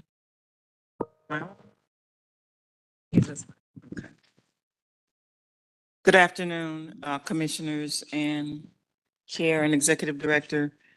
We've been waiting some time to have this discussion regarding these concurrence rates, and thank you for your patience. I think we were able to come up with a process to give the Commission what it is requesting, at the same time not compromising some of the other regulations that would have required us not to share the information. So what you have before you is a concurrence report from our IDC, that's intake, detention, and control, on concurrence rates, meaning recommendations from the probation officer in intake as compared to what the court actually ordered. The top part of the document starts off with the number of cases, which we started off with 51 cases. In red, you will see the 9 that we backed out because for different reasons. One case was sealed. We did not have access to those records to review. The other 2 were DA declined to file. Those youth were released. And then there were 5 released prior to arraignment. And then another case that was filed in adult court, and the young person probably had a warrant. I was looking into that one more, but probably had a warrant with a new adult charge, but was not detained in juvenile hall. So those were excluded as a part of the review. So the bottom half of the report, on the left side, you see probation recommendation. The middle of the page, you see actual court orders. And then you see the number and percentage of cases where we had concurrence, where both probation and the court agreed. So we had 0 releases, just straight out releases from the group of 42. Release on community detention program, that's what CDP stands for. There were 8 total where probation recommended release. CDP Of that 8, the court agreed with on 4 of them and detained the other 4. So there was a concurrence rate there of 50%. The next line is the detention line. There were a total of 34 of those cases, of which probation recommended 7, of which probation recommended that all 34 be detained. Of that total, the court released 7 CDP and detained 27 for a total of 34 with a 79% concurrence rate. And then you can see the totals at the bottom. The overall concurrence rate was 74%. In the conversation and discussion with our chair, the question centered around the high number of detentions that probation recommended. You'll see a 34 number, and you'll see of that 34 number, the court released 7 of those. A couple of things I want to make comment around on those. One being, there's a pretty good system in place where law enforcement will call ahead of time. We have a log that I reviewed to make sure that that was still in place and still active, where law enforcement agency can make phone calls to detention to find out if this is a actual case where we would be actually detaining, or the DPO could advise them to either cite the young person out or seek other resources, or through DYD or other diversionary resources that are available in the community. So those conversations are happening regularly. And so many of those cases would not have come to our front door. That's one. Number 2, we want to dig deeper into the 7 where they were actually released on CDP, which tells us there's still room for improvement there. So those are the 7 cases where the court actually released CDP and we recommended detention.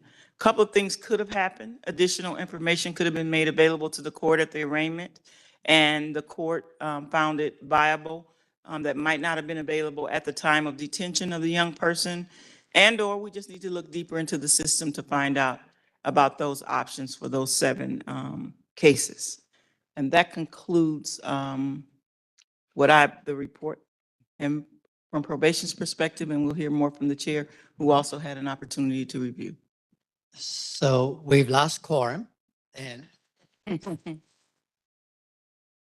perfectly planned agenda gone awry. I'm not sure if we can finish this discussion. We can finish the discussion, just not take any action, and then probably you should table the rest of the, yeah, well, just table the next. There's only one remaining. So if my colleagues remaining here have any questions or concerns? Commissioner Lays. Well, I guess this gives us a little bit of a chance to discuss this.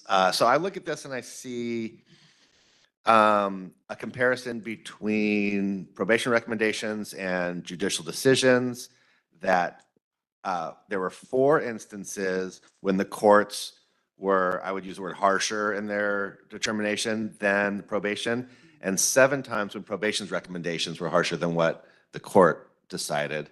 So that does suggest that if you think the courts are lenient, probation is doing good, or if you are in my way of thinking that courts are typically too harsh in these decisions, probation is making it even worse. So that's the way I read these. But the other thing is, I would appreciate being able to compare this against something that I feel might be more objective than just comparing judicial and probation recommendations. But there's a time lag, so I don't know if it's possible. But I've been trying to use as my benchmark whether or not youth are detained after their adjudication. If we're holding them for a couple weeks and sending them home, I'm of the mind they should never have been held in the juvenile hall at all unless there is some emergency reason to get them out of the home. And that would be I think, more objective criteria that we could judge these against rather than just probation recommendations versus judges. So this is great. This has answered some of my questions, but that would be a next step we could work towards in evaluating this data. Also, I think you're nodding with each other like I'm not telling you anything you haven't already talked about yourselves. Great information. Okay, sorry. So I'm just looking at this data, and obviously I don't have all the underlying information, but I guess I want to get back to the root of like when probation recommends detention versus release, and like what is there a policy? I know that there was a town hall where we kind of really focused on like the legal aspect of this, but would love to know what like probation's process is. You know, we're aware of the LA detention screening. Unclear if that's used in isolation, if there are other metrics that you all take into account. What is the training? What are the policies? Like, is that information that can be provided? Sure, it can be provided. We do use the LA screener for our detention decisions. Certainly, LA detention screener. LADS. But is that used in isolation or are other things taken into account when recommending detention? Other things are always taken into account for recommendation. You have a supervisor also that can do an override who's reviewing as well. And lots of other things are taken into consideration. It's not just a zero-sum game. Is it, so when you say lots of other things, are those like listed somewhere? Are they laid out in a way that it like doesn't end up being subjective? I would say that there's training and there's supervisors available to make sure that these reports are not subjective. They all are subject to a review and approval by a supervisor. You said there's training available? Is that what you said? That there is training? So there is training available for probation officers. To do the intake detention recommendation? They've had that training to do the intake, the LAD screener. But what I did say was there's a supervisor who is required to sign off on detention decisions who also have been trained and required to take a look and ask the second and third questions. Okay.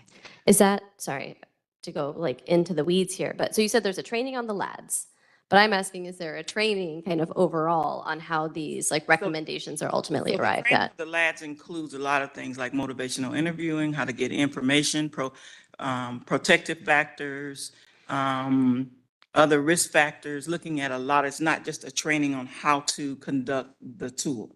It's actually looking at evidence-based practices, things that should be considered when you are considering whether to detain or release. Yeah, so it's not just, it's a myriad of subject matter. You can't just train on can't believe should be released today based on A, B, C, D, and that. You have to look at some of the dynamic and static risk factors as well. Is that written somewhere? It is written, yes. Okay. Yeah, if you could provide that, that would be wildly helpful.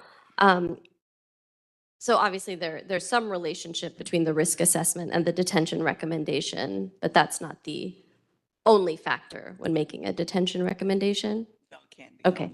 I don't know if it's possible for us to also get the data on when the risk assessment recommends detention and when the ultimate detention recommendation is contrary to that. Does that make sense? When like the LAD says detain, but ultimately the probation department, IDC decides otherwise, if that could be I'm not provided. certain if that exists consistently, but I will take a look into it. If it is, we'll make it available, but I am not certain. I don't think that exists in that format consistently, but I will look into it. So Chair Kakane, if I can just right now. So there's other information that actually came with this that's still being evaluated by probation. And it combined, it will be an agenda item to get a better look at intake and detention and piggyback on our detention town halls. Okay. So, and you'll get a clearer picture of this data because there's a little element missing that, if I'm okay at liberty, that Ms. Cotton has taken an interest in to look at and to flesh out that that will tie everything together.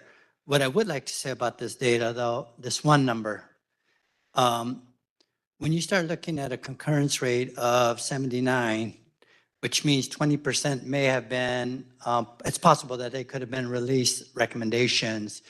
You're looking at about 40 kids a month that may be released at a quicker point. And when you start taking that off of the 200 that come in, you're looking at significant changes there in the population.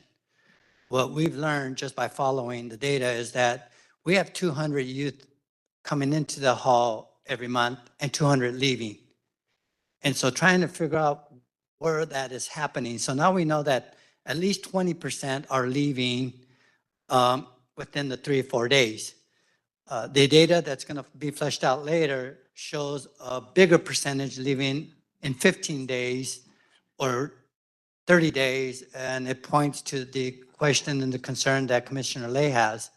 So once we get that, and then at that point, anything that I think the probation department can provide regarding training and the process, it'll all be nicely tied in.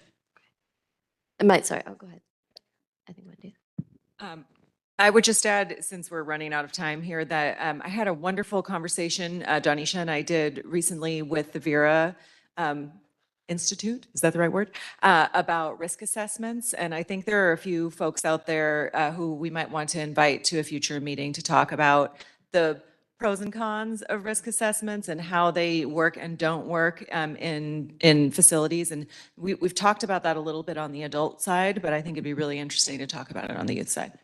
I think that was, my ultimate or next request is to really have a conversation on just like, and I asked this during the town hall. I know that different counties do it differently. Some share their detention assessment with judges. It seems that LA does not share the, or probation does not share the actual computation of the assessment with judges, with the defense counsel, with the prosecution. And then also the extent to which the LADS has been peer reviewed, assessed for bias, the way it impacts youth of color versus kids who are not of color. So I think all of that feels super important. And then it's also my understanding that LA may be moving towards a different model. So would love some discussion around that at some point. And then all this will lead to a really nice ad hoc commission and committee and some great discussions with our partner in probation. So any more questions? Well, public comment? Do we have any written or live public comment? No written public comment on this issue. Is there anybody in the room who'd like to make public comment on the concurrence report? Thank you, Deputy Director Cotton, for doing this. Anybody online? Okay. Okay, can I have a motion to adjourn? Oh, first this table. Yeah. So I need a motion for that? Table. She has a comment. Yes, We are going to do general public comment. We have to do general public. yes. Let's table a couple first. I think, Anna, do we need a motion to table or? Oh, we can't. So you're going to table item number 7. So I'm tabling item number 7. Unless any matters posted for number 8. New matters not posted, commissioners.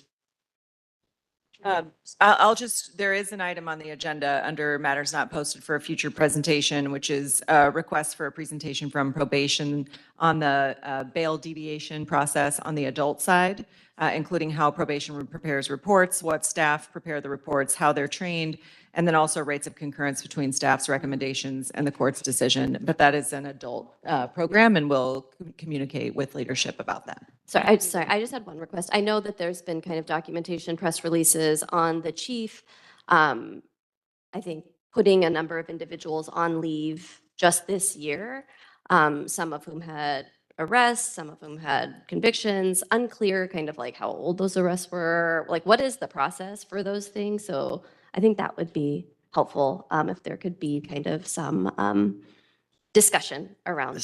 Shoot the leadership an email and we'll discuss that on Monday at 10 Sounds good. o'clock.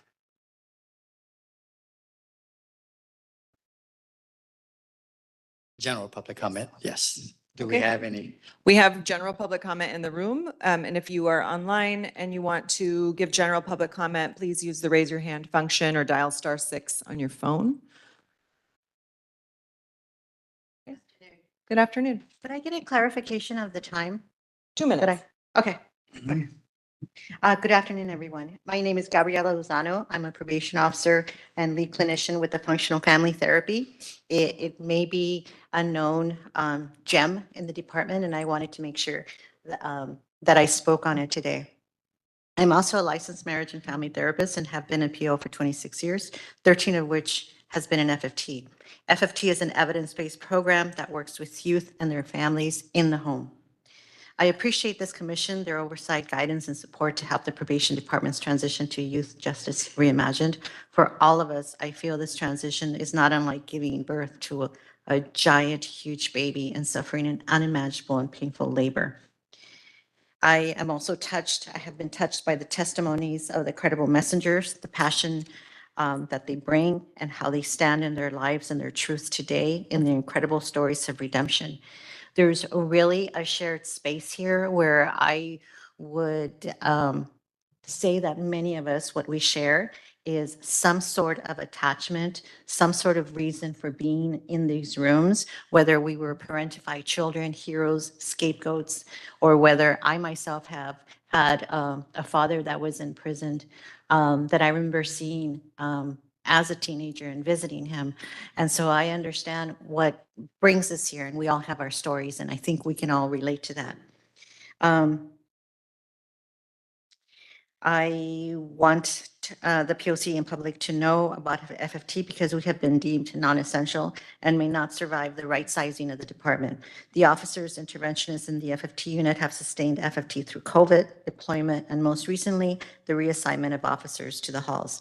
During COVID, we temporarily transitioned to teletherapy. These officer interventionists are flexible, creative, well-trained, passionate, and a number of them are licensed or pre-licensed LCSWs and LMFTs. We work evenings and weekends and meet the needs of working families. We are relentless about engaging youth and help shift the family's narrative to bring hope and create change. Because we have worked with youth on probation. That's your time. Thank you, Gabriela. Thank you for coming today. Okay, thank you. What does FFT stand for again? Functional Family Therapy. Thank you. And it's been around for 15 years within the probation department. And if you have any questions, I'm here and I have my card. Thank But you. looking to be eliminated now though, right? Okay. Welcome. Good afternoon. Hi, my name is Joey Pagadwan, and I am here with the Homecoming Project and Impact Justice. There are two questions that most people ask when they hear about us. The first is, what is the Homecoming Project? In a nutshell, THP finds community members, we call them hosts, with an extra room in their home that they are willing to have someone who has recently returned from incarceration, we call them participants, stay in for the 6-month duration of our program. In exchange, the hosts receive a stipend of about $1,400 a month and make a huge impact on somebody's life. And the participant gets free housing for 6 months and receives wraparound services like linkage to continuing education, employment, and housing. The second question is, why the Homecoming Project? A big talking point is that people that are formerly incarcerated are 10 times more likely to experience homelessness, which makes them more likely to return to incarceration. Anybody can warehouse people. The state does it with prisons, and to be honest, many transitional housing programs run on the same model. But THP's strength lies in its ability to create community. I'm formerly incarcerated, was a lifer, and spent over 2 decades in prison. When I paroled, I was starting from scratch, no families or friends in the area, no support, and very much on my own. It was terrifying, trying to work, save money, wondering, where am I going to live? I found THP by accident, applied, and was relieved when I was accepted. I thought this will give me some breathing room. It turned out to be more than that. The hosts I matched with first became friends, and now they're family. There is very little I wouldn't do for them, nor they for me. We recently launched in LA County, and our first participant, Darren, is a credible messenger and spoke here earlier today. So whether you're thinking about applying as a participant or becoming a host or know someone who should, or you believe in the work so much that you want to come work on our team, I can keep people updated on openings. I was fortunate enough to find a home at Impact Justice and feel that the work we do is a labor of love, hope, and connection. Thank you. Thank you, Joey. We're going to transition to a couple of online comments, but before we leave, Lena, I would like to say that I listen very carefully to public comment, and it's my favorite part of these meetings. And I hear you about the printed materials. And so what I want to say, and we will find a way, Ismail and I will, to put this in our email, is that there is a method by which people can RSVP to these events. And if you RSVP to the event, we'll do the count beforehand, and we'll have that many physical papers of the reports. I really don't like making a lot of copies. It has nothing to do with public participation. It's about trees. But that seems like a good way to compromise to start off. So I will encourage people to RSVP via the Eventbrite, and then we'll make physical copies of the papers in order to do that. And we're going to go on to virtual public comment. We'll start. Actually, this looks, with call-in user number 12. So you need to dial, I can't remember, is it *3, *6, *3? *3, sorry, *3 on your phone, and it will unmute you. Okay, thank you. Good afternoon, this is Mel. Hi, Mel, I you can begin. Okay, thank you. Two things. One, I recognize that there's at least one commissioner that seems very eager and excited and energized to get information as it relates to employees that have been disciplined. I would like it. I would think it'd be a nice approach if we can have a symmetrical understanding of the employees that are doing great. You have a bunch of community advisory committees. I know at least you and one commissioner attend. Resource fairs, probation officer of the year, a whole bunch of things that employees are doing great. Employees and officers and staff that are doing great. I think it would be good to have that as a regular agenda item so that it can appear that it's not just a hatchet committee, but it is a neutral oversight. Oversight means over everything, good, bad, and ugly, but that also includes good. And then the last thing is, it'd be nice if we can hear from more victims, not just as involved victims, but just victims that are not just as involved. That's all. Happy Juneteenth to everybody, and happy Father's Day to all the dads and the moms that are dads. Thank you. Thank you, Mr. Bailey. It looks like has she left the meeting or she just dropped her hand? Oh, no, okay, that was from before. Okay, so we're done. So I guess we just adjourn, right? We just adjourn. There's no more. Thank you all for joining us today. Be sure to follow us on our social media. Thank you.